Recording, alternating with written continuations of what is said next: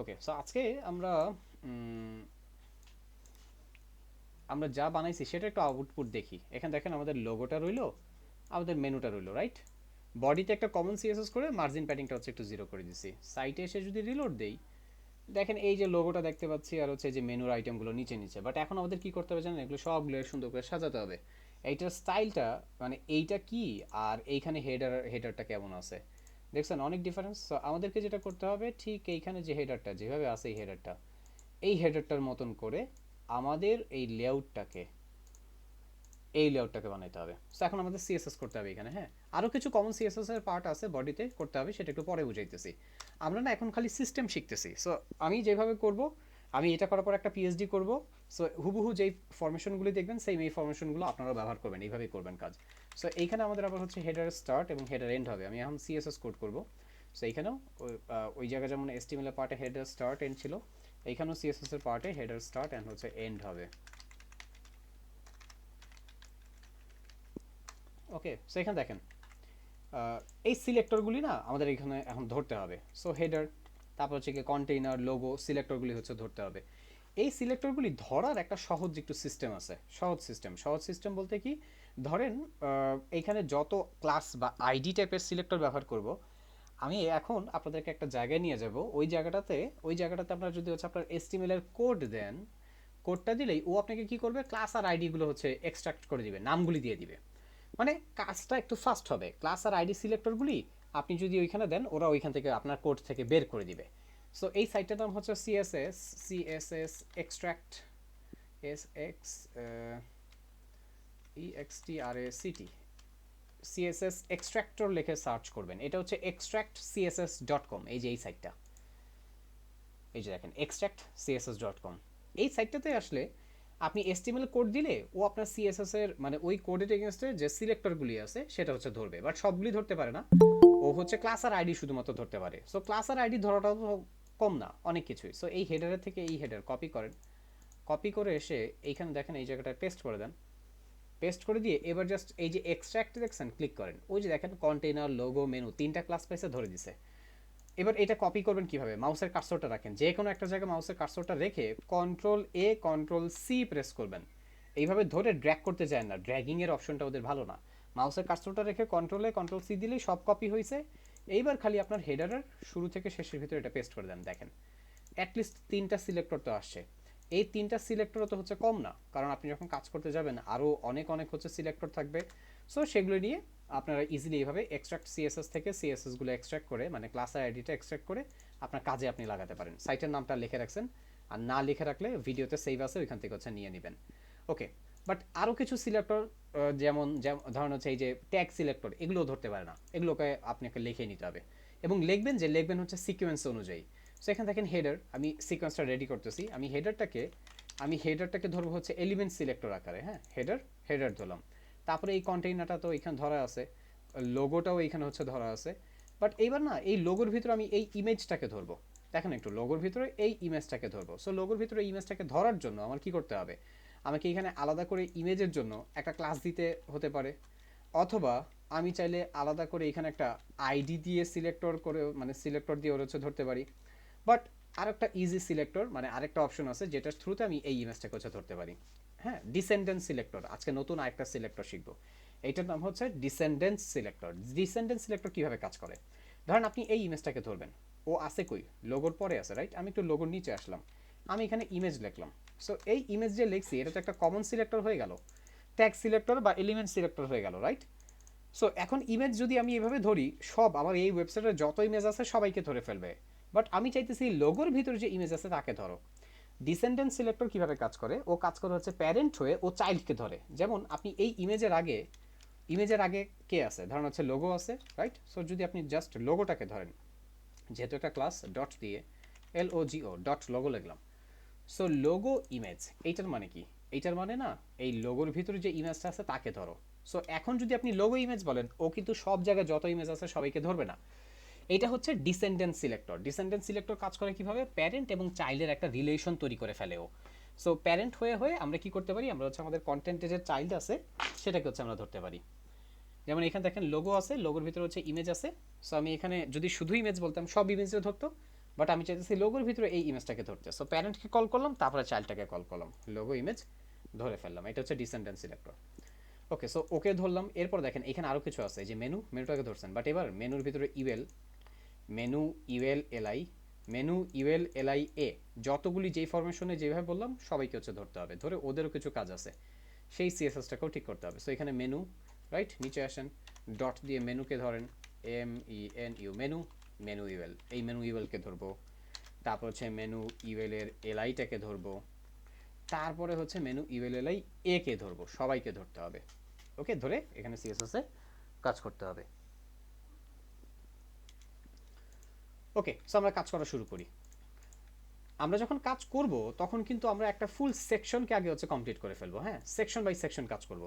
যেমন এখন আমরা হেডার ধরছি, সো ফুল হেডারের পার্টটা আমরা কমপ্লিট করে তারপর আমরা হচ্ছে নিচে ব্যানার পার্টে যাব। এভাবে করলে কি হবে, আপনার পুরো পার্টটা কমপ্লিট হবে, আপনার ভুলগুলো কম হবে, এবং কোন জায়গায় কি হইতেছে আপনি একটা একটা করে সেকশন ফুল ধরে করে ফেলতে পারতেছেন। সহজ হবে মেনটেন করার জন্য আপনাদের।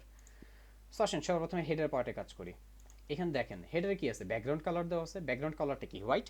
ডিফল্ট অবস্থায় পেজের ব্যাকগ্রাউন্ড কালার এমনিতেই হোয়াইট থাকে। সো আপনাকে হেডারের পিছনে এই যে ব্যাকগ্রাউন্ড কালার হোয়াইট, এটা আপনাকে বলতে হবে না। বাট এবার হেডারের ভিতরে চিন্তা করেন, এই হেডারটা কতটুকু, এই পুরো পার্টটা জুড়ে হচ্ছে আমার হেডার। বাট হেডারের ভিতরে যদি চিন্তা করি, আমার দুই পাশ থেকে জায়গা ছেড়ে দিয়ে আমরা কন্টেইনার ধরছিলাম, এই যে কন্টেইনার, যার কাজ হচ্ছে, ধরেন এই যে এটা হচ্ছে কন্টেইনার, কন্টেইনারের কাজ হচ্ছে দুই পাশ থেকে জায়গা ছেড়ে দিয়ে কন্টেন্টটাকে আমার মাঝখানে আনবে, রাইট। সো এবার না আমাদের একটু ক্যালকুলেশন করতে হবে যে আসলে কন্টেইনারটাকে আমরা কতটুকু জায়গা দিব। দেখেন আমার এই পুরো জায়গাটা, মানে এই যে হেডারের পুরো জায়গাটা, এই পুরো জায়গাটা কিন্তু হচ্ছে 100%, রাইট। সো আমরা পার্সেন্টেজ আকারে এটা হচ্ছে চিন্তা করে আপাতত কাজ করবো না। বুটস্ট্র্যাপে পার্টে যে এটা আরও সুন্দর করে মেনটেন করতে পারবো, বাট ধরেন বর্তমানে এটা হচ্ছে পার্সেন্টেজ আকারেই আমরা মেনটেন করতেছি, পুরোটা হচ্ছে 100%। সো পুরোটা যদি 100 হয় তাহলে ভিতরের কন্টেইনারটা কতটুকু হবে একটু চিন্তা করেন তো। বা এইটা চিন্তা করেন যে এই পাশ থেকে কতটুকু জায়গা ছাড়ছে, দেখেন তো কি মনে হয়। এই পাশ থেকে 5% জায়গা ছাড়ছে, এবং এই পাশ থেকে যেহেতু 5% ছাড়ছে, সে রাইটে যেও কিন্তু হচ্ছে 5%, মানে 5%ই হচ্ছে ছাড়বে। সো এবার 5 5 10, তার মানে আমার কন্টেইনারটা থাকলো হচ্ছে কত, 90। সো আমরা এখানে যেটা করব, এই কন্টেইনারের একটা উইথ ধরবো। কন্টেইনার তোমার উইথ হচ্ছে কত, তোমার উইথ হচ্ছে 90%। ওকে, কন্টেইনার উইথ ধরলাম। এবার কন্টেইনার উইথটা ঠিক মতন ধরছে কিনা এটা একটু বুঝতে হবে। বোঝার জন্য এক্সট্রা একটা জিনিস দিব, সেটা কি, বর্ডার। এই বর্ডারটা কাজের শেষে ডিলিট করে দিবেন, অথবা কোড কমেন্টিং করে রেখে দিতে পারেন, বাট ডিলিট করে দেওয়াটাই গুড প্র্যাকটিস। এই বর্ডারটা আমাদের আসলে হচ্ছে কেউ চায় নাই, আমরা দিতেছি আমাদের ক্যালকুলেশন ঠিক রাখার জন্য। ওকে, সো এখানে বর্ডারটা ধরেন হচ্ছে 1 পিক্সেল সলিড রেড কালার একটা বর্ডার দিলাম যাতে চোখে পড়ে। সাইটে এসে একটু রিলোড দেন তো, খেয়াল করে দেখছেন যে বর্ডারটা চোখে পড়তেছে। বাট কন্টেন্টটা কিন্তু দেখেন লেফট সাইডে রয়েছে। ডিফল্ট কোনো কন্টেন্ট বসলে টপ লেফট থেকে কাজ শুরু করে, ও টপ লেফটে বসে রয়েছে। বাট আমার এই কন্টেন্টগুলো লেফটে রাইটে দুই পাশে জায়গা ছেড়ে দিয়ে ফুল কন্টেনারটা মাঝখানে আসবে। এইটা আনার জন্য আমরা কি করবো জানেন, মার্জিন ব্যবহার করবো, MARGIN, মার্জিন। মার্জিন আপনার এই যে দেখেন তো, মার্জিন 0 0 লিখলাম। এই যে প্রথম জিরোটা কাজ করবে টপ বটমের জন্য, আর পরের জিরোটা কাজ করে লেফট রাইটের জন্য। আমরা তো দুইটা ভ্যালু দিলে সেটার কাজটা কীভাবে হয় সেটা আমরা জানি। আমাদের যেটা করতে হবে, আমাদের এখন মার্জিন 0 অটো ব্যবহার করতে হবে। এই মার্জিন 0টা কাজ করবে টপ বটমের জন্য, আর এই জিরোর পরিবর্তে এখানে লিখে দিবেন AUTO, অটো। এই অটো কি করবে জানেন, অটোর মানে হচ্ছে লেফটে এবং রাইটে সমান পরিমাণে জায়গা ছেড়ে দিয়ে কন্টেন্টকে মাঝখানে নিয়ে চলে আসো। টপ বটমে 0, বাট লেফট রাইটে সমান পরিমাণে জায়গা ছেড়ে দিয়ে মাঝখানে নিয়ে আসবে। খেয়াল করে দেখেন এই যে রাইটে কিন্তু এখন মানে লেফট সাইডে কোনো জায়গা ছাড়া নেই, বাট এবার রিলোড দেন, খেয়াল করে দেখছেন লেফটে এবং রাইটে সমান পরিমাণে জায়গা ছেড়ে দিয়ে কন্টেন্ট যে মাঝখানে চলে আসছে। গুড। বাট এটা এক্সট্রা কোড কিন্তু, হ্যাঁ, মার্জিনের পার্টটা এক্সট্রা কোড। আপনাদেরকে গত ক্লাসে বলছিলাম যে কাজ করার সময় কিছু রুলস আছে, কোড কমেন্টিং করতে হবে, সিমেটিক মার্কআপ ব্যবহার করতে হবে, তাই না। আবার এখানে দেখেন সিএসএস কোডগুলি কেমনভাবে করতে হবে, মানে সিএসএস কোডের ক্ষেত্রে দুইটা রুলস আছে। আসেন সিএসএস কোডের দুইটা রুলস একটু বলি আপনাদেরকে।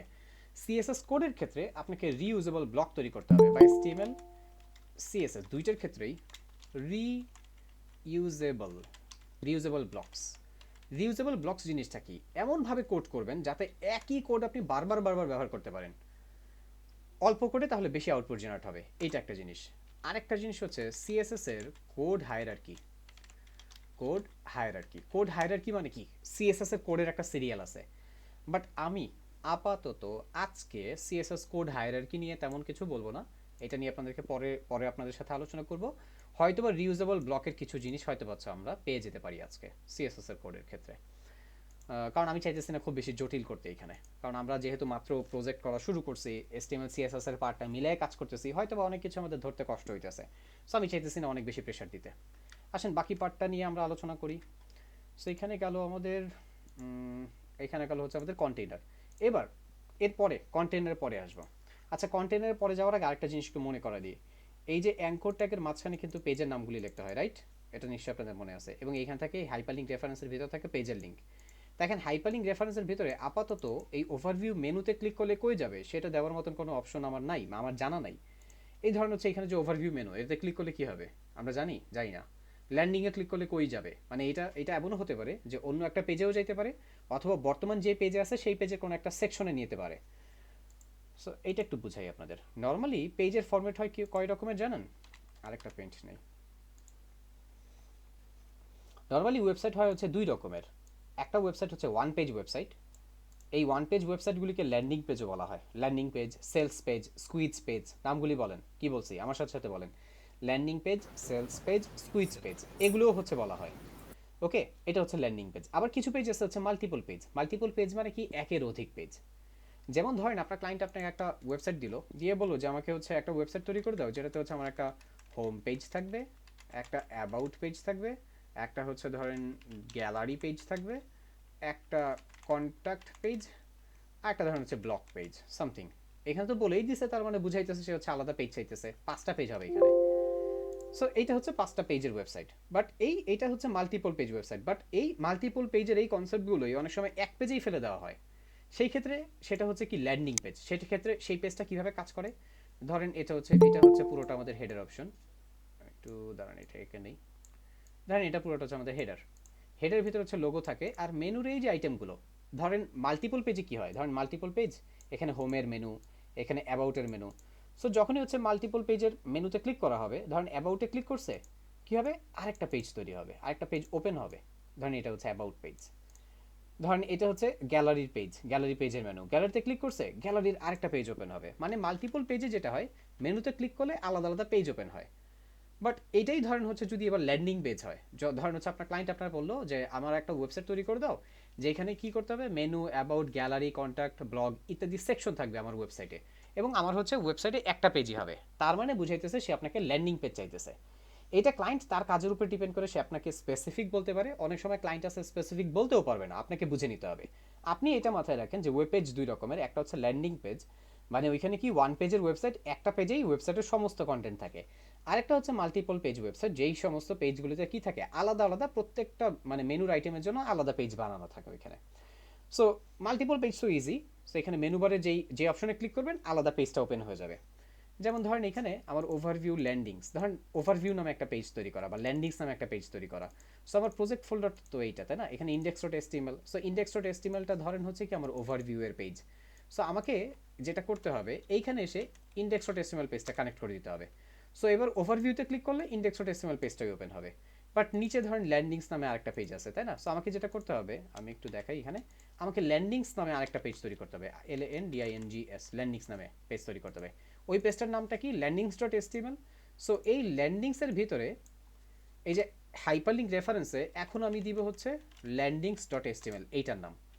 বাট ধরেন পেজেস নামে এই পেজ, এইটার কোনো নাম না, মানে হচ্ছে কোন পেজে যাব আপাতত আমি জানতেছি না। ধরেন আমার মাল্টিপল পেজের ওয়েবসাইট না, বা ধরেন মাল্টিপল পেজ ওয়েবসাইট হোক, বা হচ্ছে ওয়ান পেজের ওয়েবসাইট হোক, আপনি জানেন না ওভারভিউতে ক্লিক করলে কোন পেজে যাবে, ল্যান্ডিংয়ে ক্লিক করলে কোন পেজে যাবে।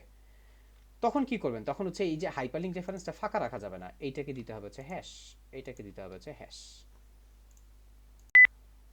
সো মাল্টিপল পেজে ক্লিক করলে তো আলাদা পেজে যাইতেছে, বাট ল্যান্ডিং পেজে মেনুগুলো কিভাবে থাকে, ধরেন এই যে ধরেন এইটাই, ধরেন ক্লায়েন্ট বললো এগুলো দিয়েই আমার একটা ওয়ান পেজের ওয়েবসাইট বানাইতে হবে। সো তখন ধরেন হোম তখন হয়তো পাচ্ছে এখানে থাকবে না, ধরেন অন্য নাম থাকবে হোমের পরিবর্তে। নর্মালি হচ্ছে ল্যান্ডিং পেজে এই জায়গাটাতে অন্য নাম থাকে। আচ্ছা, সো এখানে ধরেন হোমই থাকলো, home, about, gallery, contact, blog. So ধরেন এখানে হচ্ছে মেনু বারের আইটেমগুলো, হ্যাঁ, হেডারে রইলো। এইখানে যেটা হয়, আপনি খেয়াল করে দেখছেন যে নিচের সেকশনগুলি থাকে, নিচে এক পেজেই সেকশনগুলো হচ্ছে দিয়ে দেওয়া হয়। সো মেনু বারে আপনি যখন ক্লিক করবেন, মেনু বারে যেই মেনুতে ক্লিক করবেন সেই মেনুর স্ক্রিনটা হচ্ছে চলে আসে, এবং আসে কিভাবে, স্ক্রল করে উপর দিকে চলে আসে। এটা নিশ্চয়ই আপনারা খেয়াল করছেন। ধরেন আমার এখানে হচ্ছে পেজ আছে, আমি ক্লিক করলাম, স্ক্রল করে হচ্ছে নিচের সেকশনটা উপরে চলে আসলো। ওই জিনিসটা হয় কখন? ল্যান্ডিং পেজের ক্ষেত্রে। বাট আপাতত আমাদের এই মেনু বারটা দেখেন, এখানে হচ্ছে আসলে এই লেআউটটা দেখে বোঝার উপায় নেই মাল্টিপল পেজ নাকি হচ্ছে ওয়ান পেজ, আমার দরকারও নাই। আমার ধরেন হচ্ছে ক্লায়েন্ট মানে বলছে মেনু বারে এই আইটেমগুলি থাকবে, সো আমি মেনু বার আইটেমগুলো বসায় দিব। ধরেন আমাকে ক্লায়েন্ট এই পেজটাই তৈরি করতে বললো, আমরা একটা পেজেরই কাজ করব আগে। আপনি একটা পেজ পারলে আপনি 100টা পেজের কাজও করতে পারবেন, একই সিস্টেম, এই সিস্টেমেই কাজ করতে হবে আপনাকে। বাট মেনু বারের আইটেমটা আপাতত দেওয়ার মতন কিছু নাই, বাট এটা ফাঁকা রাখা যাবে না, অবশ্যই হাইপারলিংক রেফারেন্সের এই জায়গাতে হ্যাশ দিতে হবে। যদি ফাঁকা রাখেন তাহলে কি হবে? ফাঁকা রাখা মানে হচ্ছে এই জায়গাটা একটা ইরর হবে। ওকে, ওই যে আমরা যে কাজগুলি করি HTML CSS, বলছিলাম না আপনাদেরকে W3C ভ্যালিডেটর আছে। W3 W3C ওরা কি করে? চেক করে যে আমার কোডে কোনো জায়গায় কোনো হচ্ছে ভুল হইতেছে কিনা। সো ওই ভ্যালিডেশনটাও আমরা হচ্ছে কাজের শেষে করব। সো যদি আপনি এখানে কি করেন, ওদের একটা রুলস আছে, যদি হাইপারলিংক রেফারেন্সটা ফাঁকা রাখেন তাহলে ইরর হবে, একটা ভুল হবে। এইটাতে দেওয়ার মতন কিছু না থাকলে অবশ্যই হ্যাশ দিয়ে রাখতে হবে। আশা করি এই পার্টটা আপনারা বুঝতে পারছেন। তার মানে ভাইয়া ইরোরটা বাঁচানোর জন্য আমরা হ্যাশটা ইউজ করি, এই এটা তো? স্ট্যান্ডার্ড যেটা ওটাই আমরা করব, যদি দেওয়ার মতন কিছু না থাকে তখন আমরা এই হ্যাশটা দিয়ে রাখবো। আচ্ছা, এরপরে পার্টে আমরা হচ্ছে কাজটা করি। আমি পেজটা অফ করে দিই, এটা দরকার নেই। আমাদের পেজে চলে আসছি আমরা। সো আমরা এখন করব হচ্ছে এই যে কুইক এবং আমাদের হচ্ছে ওভারভিউ। হ্যাঁ, এই দুইটা ভিতরে পার্টের কাজ করব, মানে আমাদের এই লোগো এবং হচ্ছে মেনু বার নিয়ে কাজ করব। ওকে, সো আসেন সবার প্রথম আমরা এই মেনু বারটার লোগো নিয়ে একটু কাজ করি। একটু দাঁড়ান, কই আসি আমরা? কন্টেন্টের ভিতরে 90% ধরছি। আচ্ছা, আরেকটা জিনিস একটু বলে দিই, আপনাদের মনে হতে পারে ভাই হেডারটা তো 100% ছিল, আপনি হেডারটাতে 100% বলেন নাই কেন? দেখেন, এই হেডারটা একটা ব্লক লেভেল এলিমেন্ট না? সো যেটা ব্লক লেভেল এলিমেন্ট আপনার দরকার নেই সেটার হচ্ছে 100% বলার। এইখানে 100% বললে একটা সমস্যা হবে, বাট এইখান থেকে যেটা কমবে, ধরেন হচ্ছে কোনো একটা কমাইতেছেন, ডিফল্ট অবস্থায় এই যে ডিফটা যেটা হেডারের, এটা তো পুরো লেফট থেকে রাইট পর্যন্ত। আমি আবার দেখাই, আপনাদের অনেক জায়গায় এই মানে পার্টটা নিয়ে কনফিউশন হয়। এই পুরোটা তো আমার হেডার, এবং এই হেডারটা ডিফল্ট অবস্থায় এমনিতেই 100% কিন্তু। সো যে 100% এমনিতে থাকে তাকে আলাদা করে 100% বলার আপনার দরকার নেই, বললেও সমস্যা করবে। বাট দেখেন হেডারের ভিতরে কি নিছি, হেডারের ভিতরে আমরা কন্টেইনার নিছি, এবং কন্টেইনারটা নেওয়ার সময় আমরা 90% আমাদের নিতে হবে। সো কন্টেইনারে বলতে হবে যে তুমি 90%, হেডারকে কিচ্ছু বলার দরকার নেই। ওকে, এবার আসেন আমরা লোগোতে কাজ করবো এবং মেনুতে কাজ করবো। লোগো এবং মেনু, আমাদের লোগোর মেনুর ক্যালকুলেশনটা আমরা একটু হচ্ছে বুঝে নেই। দেখেন, এইটা হচ্ছে আমার লোগো আর এটা হচ্ছে মেনু। এই লোগো আর মেনুটা কার ভিতরে আছে? দেখেন, বর্তমানে এই পুরোটা হচ্ছে কন্টেইনার, এবং এই কন্টেইনারের ভেতরে আমি কাজ করতেছি হচ্ছে লোগো এবং মেনু নিয়ে। এখানে একটা ক্যালকুলেশন বোঝার আছে, সেটা কি? বর্তমানে আমার এই কন্টেইনারটা কত পার্সেন্ট? কন্টেইনারটা কিন্তু হচ্ছে 90%। বাট কন্টেইনার 90% হলেও কন্টেইনারের ভিতরে যে মানে কন্টেন্টগুলো থাকবে, কন্টেইনারের ভিতরে কে কে আছে? লোগো আছে, আর কি আছে? মেনু আছে। লোগো আর মেনু, মানে লোগো আর মেনুর জন্য এই কন্টেইনারটাই 90% হলেও ও 100% হিসেবে বিবেচিত হবে। আমরা এই কন্টেইনারটাকে 100% হিসেবে চিন্তা করি, লোগো আর মেনুর জন্য জায়গা ভাগ করা শুরু করব। আর জায়গা কেন লোগো আর মেনুর জন্য ভাগ করব? না হলে তো ওদেরকে দুই পাশে নিয়ে আসতে পারবো না। আশা করি এই পার্টটা আপনারা বুঝতে পারছেন। সো এবার লোগো আর মেনুর ক্যালকুলেশনটা আমরা একটু হচ্ছে করে ফেলি। সো লোগো মানে কন্টেইনারটা 90% হলেও কন্টেইনারটা তার ভিতরে দুইটা কন্টেইনারের জন্য 100%। সো এবার কন্টেইনার যদি মনে মনে আমরা 100% ধরি, তাহলে এবার 100%-এর ভিতরে লোগো আর হচ্ছে মেনুটা কয় পার্সেন্ট হবে? লোগোটা দেখে মনে হইতেছে 10%, এবং মেনুটা দেখে মনে হইতেছে যে হয়তো হচ্ছে কত 30%। বাট একটু আরেকটু জায়গা বাড়ায় আমরা হচ্ছে এটাকে অ্যাডজাস্ট করে নিই। হ্যাঁ, সো আমরা এখানে লোগো এবং মেনু দুইজন যেহেতু পাশাপাশি নিয়ে আসতে হবে, দুজনকে একটা উইথ দিব। ধরেন একজনকে ধরলাম 15%, আর আরেকজনকে ধরলাম হচ্ছে 45%। এই 15 এবং 45 দুজনকে হচ্ছে এভাবে ধরে দিলাম। বাট ওদের অস্তিত্ব ঠিক মতন বোঝার জন্য আপাতত একটু বর্ডারটা দিয়ে দিব। হ্যাঁ, বর্ডারটা দেওয়ার উদ্দেশ্য একটাই, যে ওরা ঠিক মতন হচ্ছে কাজ করতেছে কিনা, কতটুকু জায়গা নিল সেটা বোঝার জন্য। সো এখানে দেখেন দুই জায়গাতে একটা বর্ডার দিছি, 1 পিক্সেল করে। হ্যাঁ, দুজনকে রেড দিলাম। সাইটে এসে রিলোড দেন তো, দেখেন ওই যে আমার লোগো আর হচ্ছে এই যে আমার মেনু, বাট লোগোটাতে বেশি জায়গা দিয়ে দিছি, তাই না? খুব বেশি জায়গা দিয়ে দিছি। সো লোগোটা আবার একটু ধরে এটা একটু জায়গাটা কমাই। ঠিক আছে, এটা হচ্ছে কত করলাম, ধরেন 10% বা 11%ই রাখলাম। ঠিক আছে, আমরা এটা হচ্ছে কোডটা একটু মডিফাই করে দিই। লোগো লোগো হচ্ছে কত হবে আমাদের, ধরেন হচ্ছে 11 বা 12%। ওকে, 12%ই থাকুক আপাতত, পরে লাগলে আবার হচ্ছে আমরা রিভাইজ দিয়ে এটা ফিক্স করবো না। বাট একটা জিনিস একটু খেয়াল করেন, লোগোর ভিতর কি আছে, ইমেজ আছে, এই ইমেজটা রেসপন্সিভ না। রেসপন্সিভ ইমেজ, রেসপন্সিভ বলতে কি বোঝায়? ইমেজ রেসপন্সিভ বলতে বোঝায় ইমেজটা যেই ডিভের ভিতরে বসছে বা যেই র্যাপারের ভিতরে বসছে তার পুরো জায়গাটা সে হচ্ছে দখল করে বসবে, তাহলে হচ্ছে ও রেসপন্সিভ। আমার লোগোটা কত পার্সেন্ট? ফুল ওয়েবসাইটে 12%, বাট আমি যখন লোগোর উপরে হোভার করতেছি দেখেন পুরো জায়গাটা হাইলাইট হইতেছে, বাট ইমেজের উপরে হোভার করার পরে কি দেখাইতেছে? জাস্ট এতটুকু জায়গা পর্যন্ত ইমেজটা দেখছেন। বাট এটা রেসপন্সিভ হলে কি হইতো, লোগোর যতটুকু জায়গা ততটুকু জায়গা ইমেজ নিজের জন্য ব্যবহার করতে পারতো। তার মানে আমার ইমেজটা এখন রেসপন্সিভ না। সো আমরা যখন ইমেজ ব্যবহার করব আমাদেরকে অবশ্যই ইমেজগুলো রেসপন্সিভ করতে হবে। সো রেসপন্সিভ ইমেজ করার জন্য কি করতে হবে? এই যে দেখেন আমরা ইমেজটাকে ধরবো, ধরে ওকে বলবো তোমার উইথ হবে কত, 100%। যখনই আপনি উইথ ওরে 100% করে দিবেন, ও কিভাবে কাজ করবে জানেন? ও আসে কার ভিতরে? ও আসে হচ্ছে লোগোর ভিতরে। লোগোর ভিতরে ইমেজকে বলছি ইমেজ তুমি 100% থাকো। ও কার 100% থাকবে? ও লোগোর 100%। লোগোর 100% মানে কি? লোগোর 100% মানে হচ্ছে লোগোর যতটুকু জায়গা আছে, লোগোর কতটুকু জায়গা? লোগোর ধরেন 12% জায়গা, বাট লোগোর এই 12%ই জায়গায় লোগোর ইমেজের জন্য কিন্তু 100%। মানে যে যার কন্টেন্ট, মানে যে যার চাইল্ড, তার জন্য সেটাই থাকবে হচ্ছে কি 100% হিসেবে বিবেচিত হবে। সো এই লোগো 12% হইলেও লোগোর ভিতরে যতটুকু জায়গা আছে তার পুরোটাই তুমি দখল করো, মানে তার 100%ই তুমি নিজের জন্য নাও। সো যখন আমি হচ্ছে এই যে লোগো হচ্ছে কত 12% ধরছি, ঠিক আছে, বাট এবার ইমেজের কত করছি? ইমেজ তোমার উইথ হবে 100%। এই ইমেজটা 100% কীভাবে কাজ করতেছে? লোগোর যতটুকু জায়গা আছে সেটাই হচ্ছে ইমেজ 100% দখল করে নিছে। আর যখন এইভাবে আপনি ইমেজটাকে 100% উইথ দিয়ে এইভাবে যখন মেনটেন করবেন, তখনই কি হবে? ওর প্যারেন্টের পুরোপুরি জায়গাটাও নিজের ভিতরে হচ্ছে নিয়ে নিবে, মানে নিজে দখল করে নিবে নিজের ভিতরে। নিজের ভিতরে নিবে না, মানে হচ্ছে নিজে ওই জায়গাটা হচ্ছে পুরোটা দখল করে বসবে। আর যখনই ও নিজে দখল করে বসবে তখন কি হবে? ও রেসপন্সিভ হবে। আর রেসপন্সিভ হয়েছে কিনা সেটা বুঝবেন কিভাবে? এই যে লোগোটাকে ধরেন, দেখেন লোগো কত আছে? 12%। সো এখন যদি আমি লোগো কমাই, দেখবেন আমার ইমেজটা কমবে। আর আমি যদি লোগো বাড়াই, ইমেজটাও বাড়বে। খেয়াল করে দেখেন, লোগো কমাইতেছি দেখছেন, ইমেজটা কমতেছে। লোগো বাড়াইতেছি, যত বড় জায়গা লোগো নিতেছে ইমেজটাও তত বড় হইতেছে, রাইট? বাট যদি ইমেজটা যদি রেসপন্সিভ না হতো, এটার উইথটা যদি 100% না বলেন, তখন কি হবে দেখেন? তখন আপনার এই যে লোগো, আপনি জায়গা বাড়ান আর কমান, সেইটার জন্য ইমেজটার উপরে হচ্ছে কোনো ইফেক্ট পড়বে না। দেখেন এখানে লোগোর জায়গা করে ফেলছি কত, 3%, বাট ইমেজটা ভেঙে ওটার ভিতর থেকে বের হয়ে গেছে। ইভেন লোগোর জায়গা আমি দিছি অনেক বড়, ইমেজটা তার ভিতর হচ্ছে বড় হয়নি। সো ইমেজ রেসপন্সিভ করার সিস্টেমটা আশা করি আমরা বুঝতে পারছি। র্যাপারে যাই থাকবে তার পুরো জায়গাটা সে হচ্ছে দখল করে নেবে। সো এটার জন্য ওরে বলতে হবে তোমার উইথ হবে 100%, সেভ অ্যান্ড সাইডে এসে রিলোড। সো আমাদের লোগোর জায়গাটা একটু বেশি মনে হচ্ছে আমার কাছে। হ্যাঁ, আমি একটু কমাই, 11% দিলেও মনে হয় আসলে ইমেজটা একটু জায়গা বেশি নিয়ে নিচ্ছে। 10%ই রাখেন। সো এটা আমরা 10% দিয়ে সেভ করতেছি। এইবার লোগোর রেসপন্সিভনেস বুঝে গেছি, এবার আমরা মেনু বারে কাজ করব। বাট মেনু বারে কাজের আগে আরেকটা কাজ করি। এই লোগো এবং মেনু দুইটা আইটেম, দুজনকে দুই পাশে নিয়ে যাই। সো একজন হবে ফ্লোট লেফট, আরেকজন হবে হচ্ছে ফ্লোট রাইট।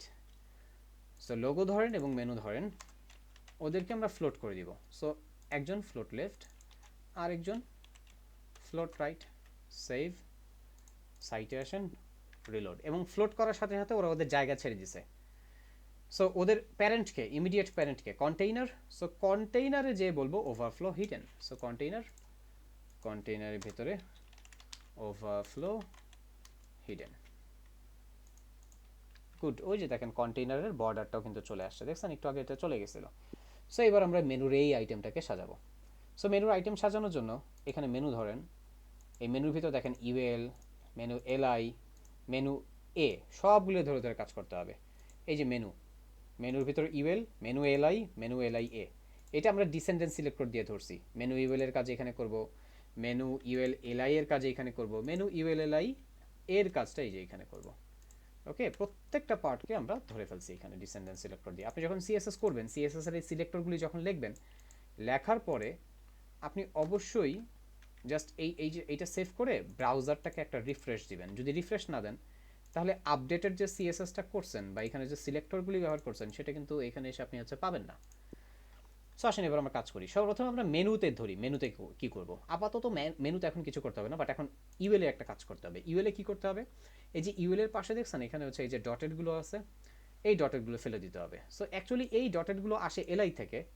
সো আপনি চাইলে এই এলআইও ধরতে পারেন অথবা ইউএল ধরলেও কাজ হয়, বাট আমি এলআই ধরেই করবো কারণ এটা গুড প্র্যাকটিস। এলআইটা ধরবেন, এলআইটা ধরে এই যে ডটেডগুলি আসছে সেগুলো ফেলে দিব। সো এটার জন্য ওরে বলতে হবে লিস্ট স্টাইল নান। যখনই আপনি লিস্ট স্টাইল নান বলবেন এলআই এর, তখনই দেখেন ওই ডটগুলি চলে গেছে, ডটেডগুলি চলে গেছে। এবার আরেকটা কাজ করতে হবে, এই ইউএল এর ভিতরে এলআইগুলি আমার এক একটা আইটেম, রাইট? এই এলআইগুলিকে আমার পাশাপাশি আনতে হবে, রাইট? এলআইগুলিকে একটা পাশাপাশি আনতে হবে। সো এই ইউএল এলআই, এই এলআইটাকে আরেকটা জিনিস করতে হবে, ফ্লোট করতে হবে, FLOAT, ফ্লোট।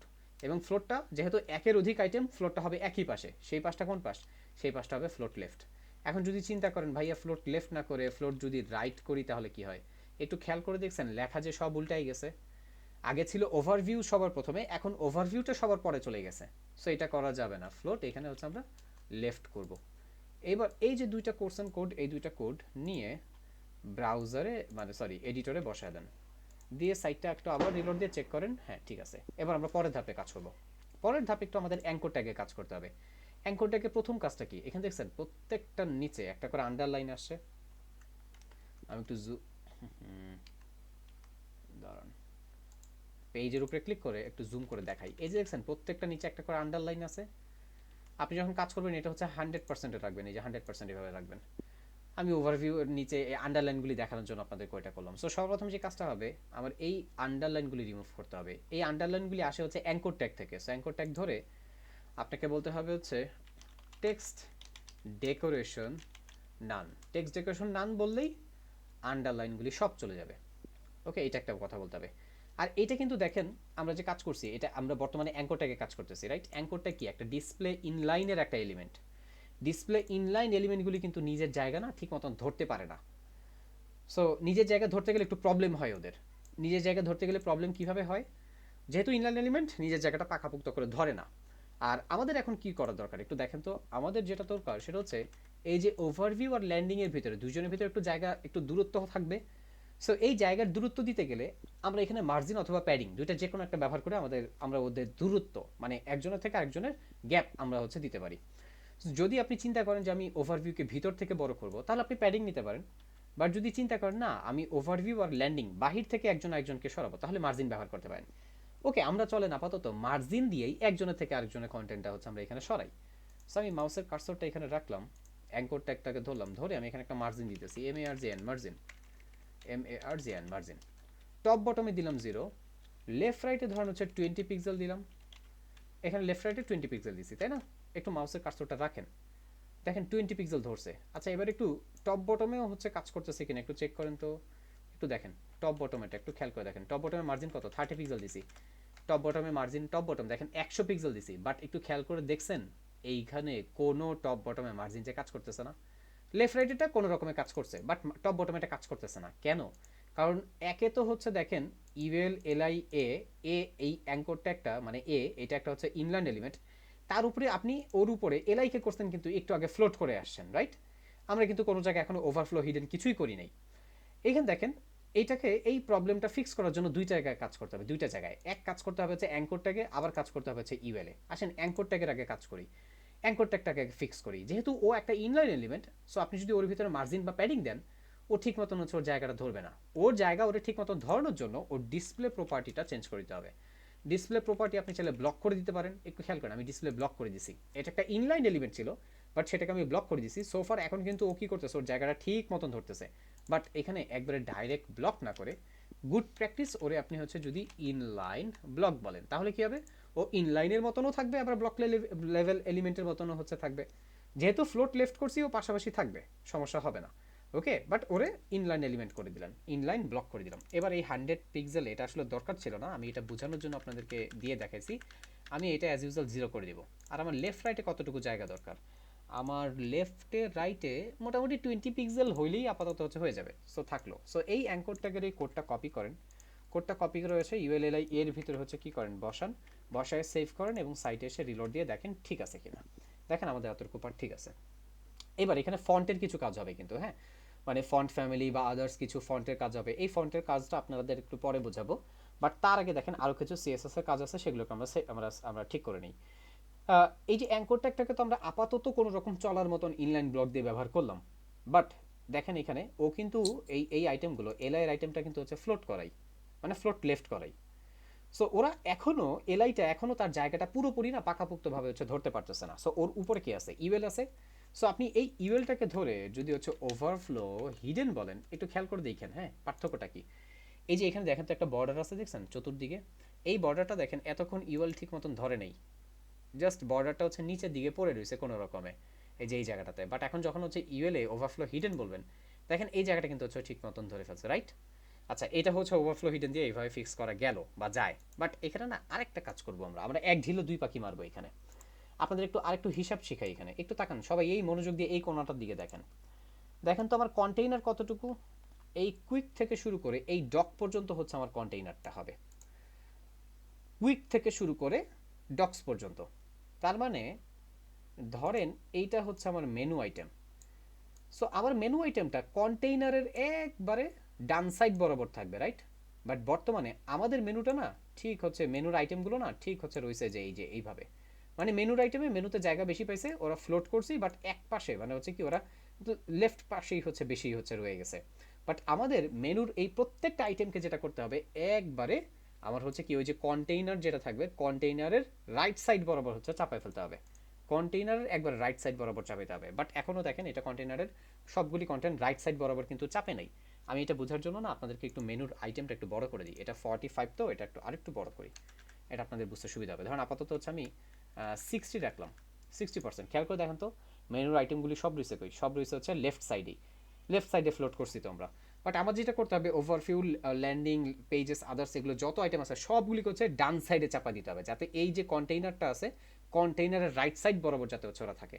সো এটা কি করবেন, এটা করার জন্য দুইটা কাজ করতে পারেন, দুইটা না একটা কাজ করলেই হবে। সেটা হচ্ছে এই ইউএলে আসেন, ওই ইউএলটাতেই এই ইউএলটাকে পুরোটাকে ধরে হচ্ছে ফ্লোট করে দেন, এবং ইউএলটাকে ফ্লোট করে দেন হচ্ছে ফ্লোট রাইট। সো এখানে বলেন হচ্ছে ফ্লোট, ফ্লোট কোন পাশে করবো, ফ্লোট রাইট। খেয়াল করে দেখেন ফ্লোট রাইট করছেন, সোফার এই মেনু বারের আইটেম যতগুলি ছিল সবগুলি দেখেন সবগুলি চলে গেছে হচ্ছে আমার ওয়েবসাইটের ডান পাশে, এই দেখেন কন্টেইনারের ডান সাইডে চলে গেছে, মানে ফুল ইউএলটাকে ধরে আমরা সরাই ফেলছি। এবং এখানে এই ফ্লোট রাইট করার ফলে এতে মানে একই সাথে হচ্ছে দুইটা কাজ হয়েছে, একসাথে দুইটা কাজ হয়েছে বলতে একটু আগে দেখছেন আমাদের যে হচ্ছে ওভারফ্লোটা হচ্ছে জন্য এই যে বর্ডারটা যে ঠিক মতন পুরো জায়গাটা ধরে নাই, মানে ওই যে ইউএলটা ফ্লোট করা ছিল, মানে এলআইটা ফ্লোট করা ছিল। সো এলআই এর এই ফ্লোটের প্রবলেমটা আমরা হচ্ছে এখানেও ফিক্স করে ফেললাম, জাস্ট এই ফ্লোট রাইট বলে, মানে ফ্লোট রাইট বলে এখানে দুইটা কাজ হইতেছে। নাম্বার ওয়ান, ও ফুল কন্টেন্টটাকে রাইট সাইডে চাপা ফেলতেছে। নাম্বার টু, ওই এলআই এর ভিতরে যে হচ্ছে একটা কি ছিল, একটা ওভারফ্লোর প্রবলেম ছিল, সেটাকেও সে হচ্ছে ফিক্স করে দিতেছে। বাট যদি যদি এমন হয় যে না ভাই আমার তো হচ্ছে মেনু বার আসলে হচ্ছে এইভাবে চাপাইতে হবে না, লেআউট বুঝে আমাদের লেআউটে এটা করার দরকার হয়েছে, সো করছি। যদি এমন হয় আপনার মেনু বারটাতে, ধরেন মেনু বারটাতে হচ্ছে আপনার আইটেম হচ্ছে এইভাবেই থাকবে, যে এইখানেই থাকবে, এই কোনায় হচ্ছে সার্চ বক্স বা আদার্স কোনো কিছু, তাহলে খালি এসে ইউএলটাতে আপনি হচ্ছে ওভারফ্লো হিডেন বলে দিবেন, তাহলে জাস্ট হচ্ছে যতটুকুই মেনু বারে যেখানে থাকবে ওর জায়গাগুলো হচ্ছে ধরে নেবে। বাট আপাতত আমাদের ওইটা লাগবে না, আমাদের লাগবে কি ফুল মেনু বারটারে রাইট সাইডে চাপাও। সো এটা করার জন্য এখানে ওভারফ্লো হিডেন বলার দরকার নেই, ডাইরেক্ট ফ্লোট রাইট বলেন, ফুল মেনু বারের আইটেম ও একসাথে রাইট সাইডে চাপাই দিবে। সো যতটুকু করলাম সেইটা নিয়ে এখন আমরা হচ্ছে বসাই দিব। সো এখানে ফ্লোট রাইট ইউএলে, এলআইতে হচ্ছে লিস্ট ইন লাইন আর হচ্ছে ফ্লোট, আর এতে হচ্ছে টেক্সট মার্জিন এবং হচ্ছে ডিসপ্লে নিয়ে কাজ করছি। সাইটে এসে রিলোড দেই, আমাদের দেখেন এই যে মেনু এবং মানে লোগো, এবং এই হচ্ছে আমাদের কি বলে মেনুর আইটেমগুলো। মেনুর আইটেমে এখানে আরও একটা কাজ বাকি আছে, আরও একটা কাজ, সেটা কি দেখেন ডক্স, দেখছেন ডক্সের দিকে তাকান, আমার প্রত্যেকটা আইটেমের মাঝখানে তো একটা স্পেস আছে, রাইট। ওভারভিউ এবং ল্যান্ডিংয়ের পার্টে, ল্যান্ডিংয়ের মাঝখানে, ল্যান্ডিং এবং পেজেসের মাঝখানে, এটা হচ্ছে প্রত্যেকটাতে সেম থাকবে। বাট ডক্স মানে শেষের যে আইটেমটা, এই ডক্সের মানে ডক কি, ডক তো হচ্ছে শেষের আইটেম, এই শেষের আইটেমটার মানে হচ্ছে কি রাইট সাইডে না কোনো জায়গা থাকবে না। বাট আমরা যদি আমাদের লাস্টের আইটেমটা ধরি, ডকটাকে ধরি, খেয়াল করেন ডকের পরে কিন্তু হচ্ছে একটা মার্জিন রাইট আছে, রাইট। এখন আমাদের যে কাজটা করতে হবে ডকের এই মার্জিন রাইটটারে বাদ দিতে হবে। সো এখন আপনাদের মাথায় কি চিন্তা আসতেছে, ডকের এই মার্জিন রাইটটারে কীভাবে বাদ দিব। আপনারা মনে করতে পারেন ভাই একটা কাজ করলেই তো হয়, এই অ্যাঙ্কর ট্যাগের মাঝখানে এখানে হচ্ছে আলাদা একটা ক্লাস দেই, একটা ক্লাস দিতে পারি, ক্লাস দিয়ে এসে আমরা এই ডকটাকে ধরতে পারি, ধরে ওরে বলতে পারি মার্জিন রাইট তোমার থাকবে না, হ্যাঁ করতে পারেন। বাট এটা মোটেও গুড প্র্যাকটিস না। গুড প্র্যাকটিস কি, গুড প্র্যাকটিস হচ্ছে এই এই যে এটাকে আলাদা করে আমরা সিলেক্টর আকারে না, আলাদা একটা একটা সিলেক্টর একটা সিস্টেম আছে, মানে একটা এক ধরনের সিলেক্টর আছে যেটা ব্যবহার করে আমরা এই এটাকে আলাদা করে ধরতে পারি। এইটা কি, এটা হচ্ছে ধরেন হচ্ছে শুডো সিলেক্টর আছে, এবং এটার ভিতরে হচ্ছে ফার্স্ট চাইল্ড লাস্ট চাইল্ড ইত্যাদি আরও কিছু সিলেক্টর আছে, ওইখান থেকে একটা সিলেক্টর আমরা এখন ব্যবহার করবো। অ্যাকচুয়ালি সহজভাবে বলতে গেলে আমরা এখন একটা সুডো সিলেক্টর ব্যবহার করব। এই সিলেক্টরটা কিভাবে কাজ করে, এটা first child, last child, nth child এগুলো নিয়ে কাজ করে। আমি একটু নোট করি, আপনারা এখানে তাকান। আমরা এখন একটা সুডো সিলেক্টর শিখব। সুডো সিলেক্টর এটাও কি, এটাও সিলেক্টর। এইখানে যেমন ডিসেন্ডেন্ট সিলেক্টর শিখছেন একটু আগে, যে প্যারেন্ট হয়ে হয়ে চাইল্ডরে ধরতেছে, সেম এরকম আরও কিছু সিলেক্টর আছে। এর ভিতরে একটা সিলেক্টর হচ্ছে সুডো সিলেক্টর। সো এই সুডো সিলেক্টরের ভিতরে এক রকমের সিলেক্টর হচ্ছে FIRST, ফার্স্ট চাইল্ড, একটা হচ্ছে লাস্ট চাইল্ড, একটা হচ্ছে এন্থ চাইল্ড। সো এই first child, last child, nth child এটা কাজ করে কিভাবে? ধরেন আমার কাছে হচ্ছে 5টা প্যারাগ্রাফ আছে। আমি এখানে একটু লিখি, বা ধরেন হচ্ছে 3টা প্যারাগ্রাফ, 4টা প্যারাগ্রাফ, বা ধরেন হচ্ছে আমার কাছে হচ্ছে 3টা H1 আছে বা 4টা। টাকা নেই, এটা খুবই ইম্পর্টেন্ট আপনাদের জন্য। আমার কাছে কয়টা H1 আছে? 4টা H1 আছে। এখন এই H1 গুলির আমি চাইতেছি হচ্ছে এই H1 গুলির ভিতরে শুধুমাত্র প্রথম H1টাকে ধরবো। সো আমি কি করতে পারি? আমি বলতে পারি H1 তোমার কি করো, ফার্স্ট চাইল্ডটাকে হচ্ছে তুমি ধরো। H1 এর ফার্স্ট চাইল্ড আমরা হচ্ছে ব্যবহার করতে পারি। আবার ধরেন এই H1 এর ভিতরে আমি চাইতেছি হচ্ছে লাস্ট চাইল্ডটাকে ধরতে। সো আমি তখন একবারে স্পেসিফিক করে ওকে বলতে পারি লাস্ট চাইল্ডটাকে ধরো, first child, last child. But এইবার ধরেন আপনি চিন্তা করতেছেন যে হচ্ছে না, এই H1 4টা আছে, 4টার ভিতরে হচ্ছে 2 নম্বরটাকে ধরো। সো তখন আপনি বলতে পারেন H1 nth চাইল্ড, সিরিয়ালের ভিতরে এন চাইল্ডের সিরিয়ালে ও কয় নম্বর, 2 নম্বর, এখানে বলে দিবেন হচ্ছে 2। সো তখন কি করবে, ও H1 এর ভিতরে হচ্ছে এই যে nth চাইল্ড ধরে হচ্ছে 2 নম্বর যেটা আছে সেটা ধরবে। ধরেন আপনি চাইতেছেন 3 নম্বরটাকে ধরবেন, সো nth চাইল্ড দিয়ে বলেন হচ্ছে 3। বাট প্রথমটা আর শেষেরটা হলে ফার্স্ট চাইল্ড অথবা হচ্ছে লাস্ট চাইল্ড। মাঝখানে কোনো একটা ধরতে গেলে স্পেসিফিক করে সেটার ভ্যালুটা বলে দিতে পারেন। আবার আরেকটা জিনিসও আছে, এটার ভিতরে জোড় বেজোড় ধরা যায়। যেমন ধরেন আমি চাইতেছি হচ্ছে জোড় ধরতে, জোড়। সো জোড়ের সিরিয়াল কত কত, 2 আর 4। আপনাকে সিরিয়াল কিচ্ছু ধরা লাগবে না, আপনি জাস্ট হচ্ছে এখানে বলবেন H1 nth child EVEN, even. আবার ধরেন হচ্ছে কি, ইভেন বললে জোড় ধরলো। এবার ধরেন আপনি চাইতেছেন বেজোড় ধরতে, বেজোড় বললেই ও ধরবে কত, কাকে কাকে, ও বেজোড় যা যা আছে সেগুলোকে ধরবে। এখানে বেজোড় আছে কয়টা, 1 নম্বর আর 3 নম্বরটা। আপনি যদি এখানে বলেন ODD অড, তাহলে ও খুঁজে খুঁজে বেজোড় যেগুলো আছে সেগুলো ধরে ফেলবে। আসেন এই জিনিসটারই কাজ হচ্ছে এখানে দেখাবো। আর এটার ডকুমেন্টেশনটা আপনারা কোথায় পাবেন? W3 স্কুলে এটার ডকুমেন্টেশন আছে, আপনারা দেখবেন। আমি তো বুঝাই দিলাম, আপনারা তারপর হচ্ছে এটা ডকুমেন্টেশনটা দেখবেন। এইখানে দেখেন nth চাইল্ড CSS লেখে সার্চ যদি করেন, W3 স্কুলের রেফারেন্সটা চলে আসবে। এই যে nth চাইল্ড, এই যে দেখেন, এই ব্যাখ্যাটা একটু দেখেন। প্যারাগ্রাফ ধরছে 4টা 5টা, রাইট? প্যারাগ্রাফ 4টা ধরছে এখানে।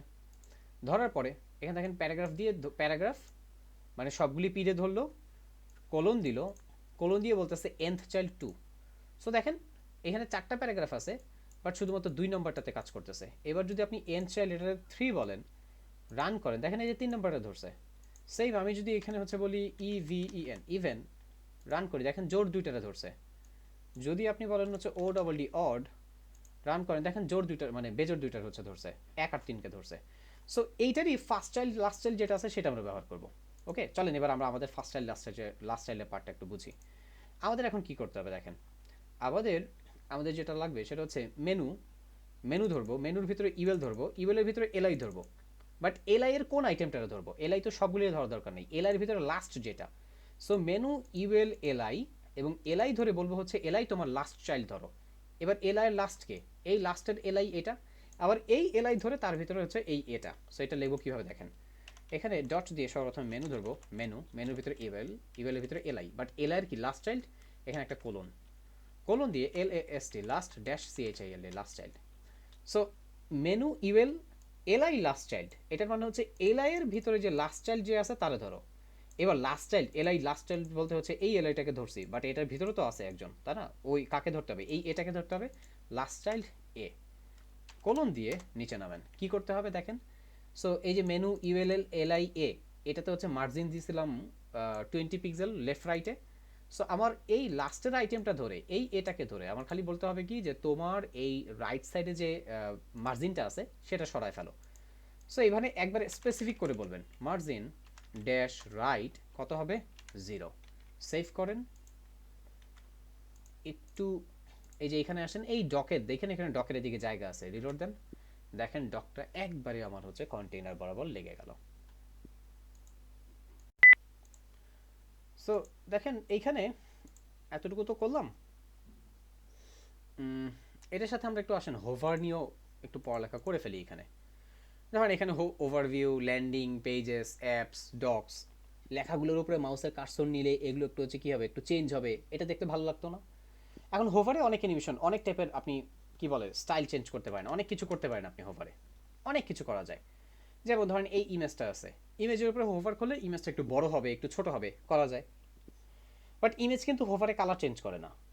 বাট ধরেন হচ্ছে টেক্সট বা এই যে এই টেক্সটগুলো বা এই টেক্সটগুলো, ধরেন এখানে মেনু আছে রাইট, মেনুর এই যে টেক্সটগুলো এগুলোর উপরে একটা হোভার দিতে পারি। হোভারে কি হবে, ধরেন মাউস মানে মাউসের হোভারটা কি, মাউসের কালারটা মানে মাউসটা যখন ওর উপরে রাখবেন, ধরেন এই যে মাউসের কার্সরটা দেখছি দেখছেন এখানে ওর উপরে রাখছি। সো মাউসের কালারটা ওর উপরে মানে মাউসটার ওর উপরে রাখার পরে ও যদি হচ্ছে কোনো একটা ওর উপরে যদি একটু স্টাইল পরিবর্তন করি, সেটা হচ্ছে কি করতে হবে, আমাকে হোভার দিয়ে মেনটেন করতে হবে, হোভার। সো হোভার আপনি যে কোনো কন্টেন্টের উপরে দিতে পারেন, বাট অ্যাকচুয়ালি ওয়েবসাইটের সমস্ত সব কন্টেন্টের উপরে কিন্তু হোভার ইফেক্ট দেওয়া হয় না। একটা ওয়েবসাইটে ধরেন হচ্ছে এই যে মেনুর যে আইটেমগুলো থাকে, অথবা যদি হচ্ছে কোনো ইমেজ থাকে, ঠিক আছে, বা হচ্ছে ধরেন এই যে এই সার্ভিস টাইপের এই টাইপের যদি কোনো কন্টেন্ট থাকে, সেগুলোর উপরে কিছুটা হচ্ছে হোভার ইফেক্ট দেওয়া যেতে পারে। সো অন্য হিসাব বাদ আসেন ধরেন মেনুর কথাটি চিন্তা করেন, মেনুতে কি আছে, টেক্সট আছে। সো এই মেনুর উপরে যদি মেনু আইটেমের উপরে যদি হোভার করি, এখানে আমরা কি করতে পারি, ধরেন এটা টেক্সটের কালারটা কি দেখেন তো, টেক্সটের কালারটা হচ্ছে ব্ল্যাক, ধরেন আমি হোভার করলে এই টেক্সটের কালারটা কি হবে, রেড হয়ে যাবে, এটা করতে পারি।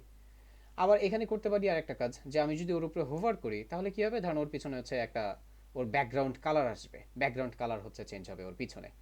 ইভেন আমি এমনও করতে পারি যে হচ্ছে একটা চতুর্দিকে বর্ডার আসবে, অথবা এমনও করতে পারি যে শুধুমাত্র একটা পাশে হচ্ছে একটা নিচে একটা বর্ডার আসবে, ইত্যাদি টাইপের কাজ আমরা হচ্ছে করতে পারি। আপনি যে কোনো সিস্টেমে করতে পারেন, তবে সবচেয়ে বেস্ট কোনটা জানেন, সবচেয়ে বেস্ট হচ্ছে ওর কালার পরিবর্তন করা। এই হোভারে কালার পরিবর্তন করাটাই হচ্ছে সবচেয়ে বেশি স্ট্যান্ডার্ড। এটা হচ্ছে বলতে পারেন যে হচ্ছে ভেজাল কম, এবং এইটা হচ্ছে আরেকটা আরেকটা গুরুত্ব পাইও, সেটা কি, যে ওরে রেসপন্সিভে হচ্ছে কোনো প্রবলেম হয় না ওর। ধরেন আপনি চিন্তা করলেন যে ভাই এখানে একটা বর্ডার দিব, একটা বর্ডার দিলাম, এটা রেসপন্সিভ আবার কী সমস্যা হবে, রেসপন্সিভের লুকটা না, যখন রেসপন্সিভ মেনুবার দেখবেন তখন এরকম লুকই থাকে না, তখন মেনুবারের আইটেমগুলো সব আসে হচ্ছে নিচে নিচে, নিচে নিচে চলে আসে। জাস্ট একটু শুনে রাখেন, মেনুবারের আইটেমগুলো না যখন রেসপন্সিভ করব, ধরেন হচ্ছে এই জায়গাটাতে একটা বাটন চলে আসবে, বাটন, বাটনে ক্লিক করার পরে দেখবেন হচ্ছে ধরেন এখানে তখন আর এই মেনুগুলো এইভাবে স্ক্রিনে শো করবে না, এখানে ছোট একটা বাটন থাকবে, ওই বাটনে ক্লিক করলে নিচে একটা ড্রপ ডাউন আসবে, ওই ড্রপ ডাউনের ভিতরে হচ্ছে আপনার মেনু থাকবে। সো এখানে ধরেন হচ্ছে ওভারভিউ লেখা থাকলো, এইবার যদি ওভারভিউতে একটা বর্ডার দেন, বর্ডারটা কী হবে জানেন, বর্ডারটা বিশাল জায়গা জুড়ে পেয়ে যাবে, তখন দেখতে বাজে লাগে। সো এই কারণে গুড প্র্যাকটিস বা বেস্ট প্র্যাকটিস হচ্ছে জাস্ট কালার চেঞ্জ করে দেওয়া। কালার চেঞ্জ করলে এই রেসপন্সিভনেস বা আদার্স কোনো জায়গায় কোনো প্রবলেম হয় না। বাট কালার চেঞ্জ করার আগে আমাকে তো এই ওয়েবসাইটের এই টেক্সটের কালারগুলি ধরতে হবে। সো আমাকে এখনও এই অ্যাঙ্কর ট্যাগের ভিতরে একটু আরও কিছু কাজ বাকি আছে, সেটা কি, একটু টেক্সট নিয়ে কাজ বাকি আছে। টেক্সট নিয়ে কাজ বাকি বলতে আমরা আমাদের এখন হচ্ছে এইটার ফন্ট FAMILY ফন্ট ফ্যামিলি, এটা নিয়ে কাজ করতে হবে টেক্সটের। তারপর হচ্ছে ফন্ট সাইজ নিয়ে কাজ করতে হবে, মানে কতটুকু বড় ছোট হবে। তার সাথে হচ্ছে ফন্ট WEIGHT ফন্ট ওয়েট নিয়ে কাজ করতে হবে। তার সাথে হচ্ছে আমার কালার নিয়ে কাজ করতে হবে, মানে রংটা কী হবে। আচ্ছা, আরও কিছু টেক্সটার প্রপার্টি আছে, সেটা হচ্ছে text transform, TRANSFORM, text transform. এইটার কাজটা কি, একটা টেক্সট বড় হবে মানে বড় সবগুলি অক্ষর বড় হাতের হবে না সবগুলি অক্ষর ছোট হাতের হবে, এইটা। তার সাথে হচ্ছে টেক্সট ট্রান্সফর্মের পরে হচ্ছে LINE, line, line height, HEIGH, line height, LETTER, letter spacing, letter spacing, letter spacing কি করে, দুইটা ওয়ার্ডের ধরেন হচ্ছে, ও আরেকটা আছে word spacing, SPACING, word spacing, মানে এই প্রপার্টিগুলি হচ্ছে টেক্সটের জন্য ব্যবহার করতে হয়। আপনার আপনার কাজের অনুপাতে ডিপেন্ড করে না, মোটামুটি আপনাকে এই প্রপার্টি CSS এর টেক্সটের প্রপার্টিগুলি ব্যবহার করতে হবে। আসেন ফন্ট স্কেলটা আছে আমরা না? একটু টেক্সটের হচ্ছে এগুলো নিয়ে একটু আলোচনা করি। সো এখানে একটু তাকান, ULLI এ এই যে টেক্সটটা যে এখানে দেখতে পাচ্ছি, ধরেন এটার কথা বাদ দেন, এই টেক্সটের কথাটা চিন্তা করেন, এই টেক্সটের লেখাটা একটু দেখেন। আমি একটু জুম করি এটাকে, আর কেমনে জুম করব, আমি রাখি, একটু এটার দিকে তাকান, বা অনলাইন বিজনেস এই লেখাটার দিকে একটু তাকান। এই লেখাটার এক্স্যাক্ট এইরকমই যদি আপনি আউটপুট আনতে চান, আপনাকে কি করতে হবে, এই টেক্সটটা যেই ফন্ট ফ্যামিলি দিয়ে করা সেই ফন্ট ফ্যামিলি আপনাকে হচ্ছে আপনার ওয়েবসাইটে আগে ইন্টিগ্রেট করতে হবে। ওকে, উইদাউট ফন্ট ফ্যামিলি আপনি প্রপার আউটপুট এরকম পাবেন না। এই ফন্ট ফ্যামিলিটা হচ্ছে ব্যবহার করা হয়েছে, মানে ফন্ট ফ্যামিলি আবার হচ্ছে দুইভাবে ব্যবহার করা হয়। ফন্ট ফ্যামিলি দুইটা সিস্টেমে আসে। প্রথমে যেটা ফন্ট ফ্যামিলির যেই মূল বিষয়টা সেটা হচ্ছে এই যে দুনিয়াতে যত ফন্ট আছে এই ফন্টগুলি দুইটা বা তিনটা বা চারটা প্রকার ভেদের ভিতরে হচ্ছে পড়ে যায়। সমস্ত ফন্ট ফ্যামিলি দুইটা বা তিনটা, দুইটা না তিনটা বা চারটা প্রকার ভিতরে ভিতরে হচ্ছে পড়ে যায়। যেমন আমি আমি একটু বলি, একটা হচ্ছে স্যান্স সেরিফ, SANS স্যান্স সেরিফ, একটা হচ্ছে স্যান্স শেরিফ, ও সরি একটা হচ্ছে শেরিফ। দাঁড়ান এইখান থেকে লিখে দেখাই তাহলে আপনাদের বুঝতে সুবিধা হবে। আমি একটু জুম করে দিই, হ্যাঁ আমার এইটাকে একটু জুম করে দিই, এখান থেকে একটা ধরি আপনাদের এটা এখান থেকে বোঝাই, একটু তাকান। এই যে অ্যাঙ্কর ট্যাগটাকে ধরছি, হ্যাঁ ধরে আমি এইখানে আলাদা করে একটু কোড করতেছি। এখানে কি করব, ফন্ট ফ্যামিলি করব, FONT ফন্ট ফ্যামিলি। এই যে ফন্ট ফ্যামিলি নিলাম, ফন্ট ফ্যামিলি দেখেন কার্সিভ আছে, তারপরে হচ্ছে শেরিফ, তারপর হচ্ছে শ্যান শেরিফ। এই তিনটা হচ্ছে মেইনলি হচ্ছে পরে আর কি মেইন, বা শেরিফ শ্যান শেরিফ হচ্ছে বলতে পারেন। মেইন প্রকারভেদ বলতে হচ্ছে কি বুঝাইতেছি, ফন্টগুলি দুই রকমের প্রকারভেদে হচ্ছে থাকে। একটা হচ্ছে মেইন ক্যাটাগরি একটা থাকে, এবং তার আন্ডারে হচ্ছে সাব ক্যাটাগরিতে হচ্ছে একটা থাকে। মেইন আর সাব দিয়ে কি বুঝাইতেছি, ধরেন মানব জাতির কথা চিন্তা করেন। মানব জাতি আমরা আসি থেকে দেখবেন যে হচ্ছে ধর্মগ্রন্থ যদি আপনি পড়েন, কোরআন মাজিদে হচ্ছে বা এই জিনিসগুলি যদি ফলো করেন তাহলে খেয়াল করবেন যে হজরত আদম আলাহিসাল্লাম এবং হচ্ছে হজরত হাওয়া আলাইসাল্লাম, উনাদের মাধ্যমে কিন্তু হচ্ছে দুনিয়াতে আল্লাহ তাআলা হচ্ছে মানব জাতির যে অবস্থা মানে যে বিকাশ সেটা হচ্ছে ঘটাইছে। মানে আপনি যদি চিন্তা করেন হজরত আদম আলাইসাল্লাম উনি কি, উনি হচ্ছে আমাদের আদি পিতা। সো কাইন্ড অফ উনার সাথে একটা রিলেশন একটা আছে আমাদের। সো উনাকে আপনারা হচ্ছে মেইন ক্যাটাগরি ধরতে পারেন। বাট আবার যদি চিন্তা করেন উনার আন্ডারে এখন আমরা মানব জাতি, আমরা কিন্তু এখন হচ্ছে বিভিন্ন গোত্রে ভাগ করা। যেমন কেউ দেখবেন হচ্ছে যদি মুসলমানদের ভিতরে আমরা যদি হচ্ছে গোষ্ঠীর কথা চিন্তা করি, মোল্লা গোষ্ঠী আছে, খান বংশ আছে, চৌধুরী আছে, হ্যাঁ তেন আর কত বংশ আছে তাই না। বাট এখানে আপনি দেখেন বংশ যদি হচ্ছে বংশ ধরে যদি টান দেন, দিন শেষে সবই মানে ওই খান চৌধুরী সবই কিন্তু হচ্ছে যে মিলবে কোথা থেকে, সবই মিলবে হচ্ছে আপনার যে হচ্ছে ওই হজরত আদম আলাহ সালামের এই জায়গাটাতে। বাট আবার যদি আবার চিন্তা করেন খান চৌধুরী বংশের ভিতরে কিন্তু হচ্ছে কিছুটা কিন্তু হচ্ছে ডিফারেন্ট আছে, রাইট। সো এখানে এই যে ফন্ট ফ্যামিলির ভিতরে যে হচ্ছে এই যে শেরিফ, তারপরে হচ্ছে শ্যান শেরিফ আর মোনোস্পেস আর কার্সিভ, এগুলো হচ্ছে চারটা মেইন গোত্র বলতে পারেন। নর্মালি একটা ওয়েবসাইটে শেরিফ শ্যান শেরিফ টাইপের হচ্ছে ফন্ট ফ্যামিলি সবচেয়ে বেশি ব্যবহার হয়। আর তারপর হচ্ছে আপনার এই যে কার্সিভ যেটা হয়ে গেল, এই যে কার্সিভ আর হচ্ছে আপনার মোনোস্পেস যেটা, এটা ব্যবহার হয়েছে গ্রাফিক ডিজাইনাররা সবচেয়ে বেশি ব্যবহার করে তাদের ব্যানার পোস্টার ডিজাইন করার ক্ষেত্রে। বাট ওয়েবসাইটে শেরিফ শ্যান শেরিফ এই দুইটাই হচ্ছে সবচেয়ে বেশি ব্যবহার হয়। সো এখানে এই শেরিফ শ্যান শেরিফ তারপর হচ্ছে এই যে মোনোস্পেস কার্সিভ, এগুলো হচ্ছে মেইন চারটা গোত্র। বাট এই চারটা গোত্রের ভিতরে না আরও কি আছে, আরও ছোটো ছোটো হচ্ছে উপজাতি বা গোত্র আছে। যেমন আপনারা যখন হচ্ছে মাইক্রোসফট ওয়ার্ডে কাজ করতেন খেয়াল করছেন এরিয়েল নামে একটা ফন্ট ফ্যামিলি ছিল, টাইমস নিউ রোমান নামে একটা ফন্ট ফ্যামিলি ছিল। সো এই টাইমস নিউ রোমান দিয়ে যদি কাজ করেন, টাইমস নিউ রোমান কি ফন্ট ফ্যামিলির নাম, বাট এর অরিজিনেও কিন্তু হচ্ছে আছে। অরিজিন কি হয় সেটা হচ্ছে আপনার কার্সিভ, না হলে হচ্ছে মোনোস্পেস, না হলে হচ্ছে শেরিফ, না হলে হচ্ছে শ্যান শেরিফ। আমাদের এত কিছু লাগবে না, আমাদের যেটা মাথায় রাখতে হবে যে আমি যখন ফন্ট ফ্যামিলি ব্যবহার করব, ওই ফন্ট ফ্যামিলির হচ্ছে যে নাম এবং তার হচ্ছে কি ফন্ট ফ্যামিলির যে প্যারেন্ট, যে কোন গোত্র থেকে হচ্ছে ও আসছে সেটা আমার লাগবে। ধরেন আমি এরিয়াল ফন্ট ফ্যামিলি ব্যবহার করতেছি, সো আমাকে কি করতে হবে, আমাকে হচ্ছে এখানে এরিয়াল এই কথাটা হচ্ছে লিখতে হবে, মানে ফন্ট ফ্যামিলির নামটা আমাকে এরিয়াল লিখতে হবে। এরিয়াল লিখে স্পেস দিয়ে এই এরিয়ালটা হচ্ছে কি, এটা কি হচ্ছে শেরিফ না শ্যান শেরিফ সেটাও আমাকে লিখতে হবে। বাট এগুলো নিয়ে না মুখস্থ করার বা হচ্ছে আদার্স কোনো প্যাচালের কোনো দরকার নেই। কেন দরকার নেই, কারণ আপনি যখন হচ্ছে একটা ফন্ট ফ্যামিলি, আমি আপনাদের ফন্ট ফ্যামিলি ইন্টিগ্রেশন নেক্সট ক্লাসে দেখাবো। সো ওইখানে দেখলে আপনার হচ্ছে ফন্ট ফ্যামিলির পুরো পার্টটা বুঝে যাবেন। বাট আপাতত এইটা মাথায় রাখেন যে আমাদের এই যে ফন্ট ফ্যামিলিগুলি আমরা দেখতেছি, এই ফন্ট ফ্যামিলিগুলি দেখেন তো এই যে মাথাগুলির দিকে একটু তাকান, দেখছেন এখানে মাথাটা পুরো পুরো হচ্ছে একবারে মানে সমান, কোনো বাঁকা টাকা নাই।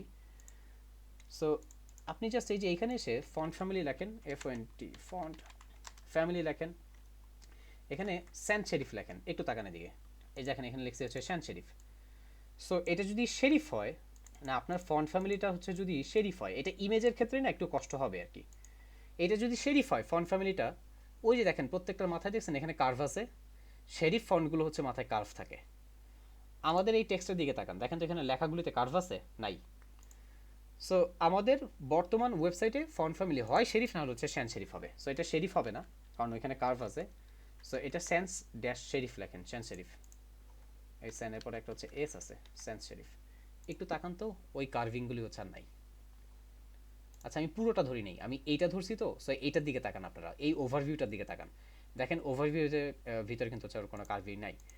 সো আমরা আমাদের এই ফন্ট ফ্যামিলির না মেন গোত্রটা বের করে ফেলছি। মেন গোত্রকে মেন, যেহেতু হচ্ছে ওর কোনো কার্ভ নাই, কোনো কার্ভ নাই, তার মানে ওর মেইন গোত্রটা হবে হচ্ছে আপনার এই যে শ্যান শরীফ।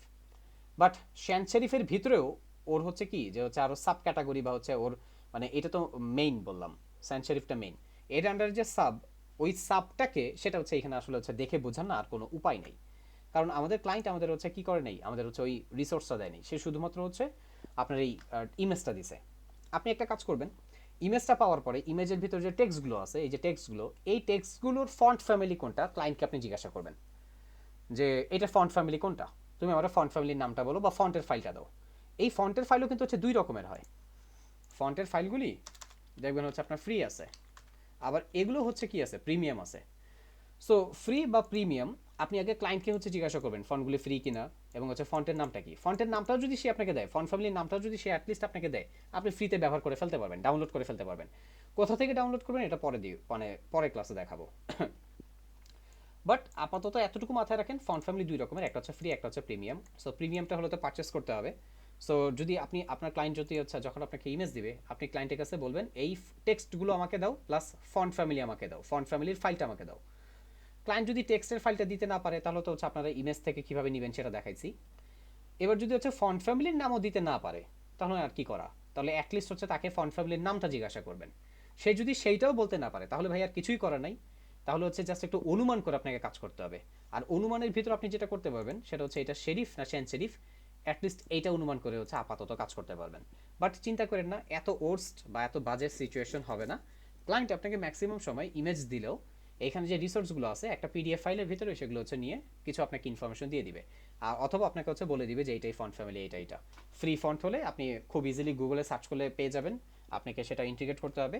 আর এইটা ফন্ট ইন্টিগ্রেশনের সিস্টেম হচ্ছে আবার দুইটা, আপনি ফন্টগুলো ইন্টিগ্রেট করার জন্য চাইলে সিডিএন দিয়ে কাজ করতে পারেন, আর একটা হচ্ছে কি ফন্টগুলিকে ডাউনলোড করে ব্যবহার করতে পারেন। বেস্ট হচ্ছে কি, বেস্ট অবশ্যই ডাউনলোড, এটা আপনাদের বলছি, যে কোনো ফাইল W3C ভ্যালিডেশনের রুলস কি, যে কোনো জিনিস তোমরা হচ্ছে ডাউনলোড করে ব্যবহার করবা। সো সিডিএন ডাউনলোড দুইটাই আমরা হচ্ছে পরের ক্লাসটাতে হচ্ছে দেখবো না, ফন্টের পার্টে। সো আপাতত আসেন ফন্ট ফ্যামিলিতে, এখানে হচ্ছে জাস্ট আমাদের ক্লায়েন্ট আমাদের ধরেন কোনো নাম দেয় নেই, সো আমরা এতটুকু হচ্ছে ফাইন্ড আউট করতে পারছি যে আমাদের এই ফন্ট ফ্যামিলিগুলি কী হবে, শ্যান শেরিফ হবে। সো এই শ্যান শেরিফটা আমরা নিয়ে মেনু ইউএলএলআই এ, আমরা ইউএলএলআই এ এখানে হচ্ছে ফন্ট শ্যান শেরিফ হচ্ছে বসায় দিব। সো এবার যদি সাইটে আসি, আমি একটু আগের অবস্থায় নিয়ে আসি, হ্যাঁ এটাকে 100%, একটু রিলোড দেন, দেখেন এই যে এখানে আর কোনো হচ্ছে কার্ভিং নেই। সো এই ফন্ট পার্টটা একটু আপনারা হচ্ছে W3 স্কুল থেকে এটা পড়বেন। সো ফন্টস লিখে W3 স্কুলস একটু সার্চ করি, একটা রেফারেন্স দেখি। এই যে দেখেন এই রেফারেন্সটা আপনারা পড়বেন, আমি এটা আপনাদের দিয়ে দিতেছি। এই যে এটা, এই যে দেখেন এখানে বলেছে ফর্মের কিছু ভ্যারিয়েশন, যেমন হচ্ছে form serif, sans serif, monospace, cursive, fantasy. এই কার্সিভ ফ্যান্টাসি এগুলো হচ্ছে নর্মালি গ্রাফিক ডিজাইনাররা বেশি ব্যবহার করে ওয়েবসাইটে হচ্ছে শেরিফ, সরি শ্যান শেরিফটাই হচ্ছে সবচেয়ে বেশি ব্যবহার হয়, সবচেয়ে বেশি। এই যে শ্যান শেরিফ, এটাতে হচ্ছে কোনো কার্ভ নাই, বাট শেরিফের এই যে মাথাগুলোতে হচ্ছে কার্ভ আছে। ওকে, এবং এই যে দেখেন এখানে শেরিফের আন্ডারে হচ্ছে কি টাইমস নিউ রোমান। সো শেরিফটা মেইন গোত্র, তার আন্ডারে এই টাইমস নিউ রোমান, জর্জিয়া, এই টাইমস নিউ রোমান শেরিফ, এই পুরো পার্টটা মিলে কি হবে, ফন্টের নামটা হচ্ছে হবে। বাট ফন্টের নামটা কিভাবে ডিক্লেয়ার করবেন এটাও আমি আপনাদেরকে হচ্ছে পরবর্তীতে ওই নেক্সট ক্লাস হচ্ছে শেখাই দিব, ওয়ারিড হওয়ার কিছু নাই। যেমন ফন্টের নামটা ধরেন এইটা ফন্টের নাম হবে হচ্ছে এরিয়াল শ্যান শেরিফ, এভাবে ডিক্লেয়ার করতে হয় আর কি। এই দেখেন এখানে ডিক্লেয়ার করে দিয়েছে, এই যে ফন্ট ফ্যামিলি, প্রথমে লেখছে টাইমস নিউ রোমান, কমা দিয়ে লেখছে হচ্ছে কি, কমা দিয়ে হচ্ছে শেরিফ। এই টাইমসটা এটা লিখতে হয় না, এটা না লিখলেও চলে, এত হচ্ছে আবার ক্যাটাগরি ভাগ করা লাগে না, ওটা একটু বেশি দেখাইছে। সো এইটাও আপনারা পড়বেন।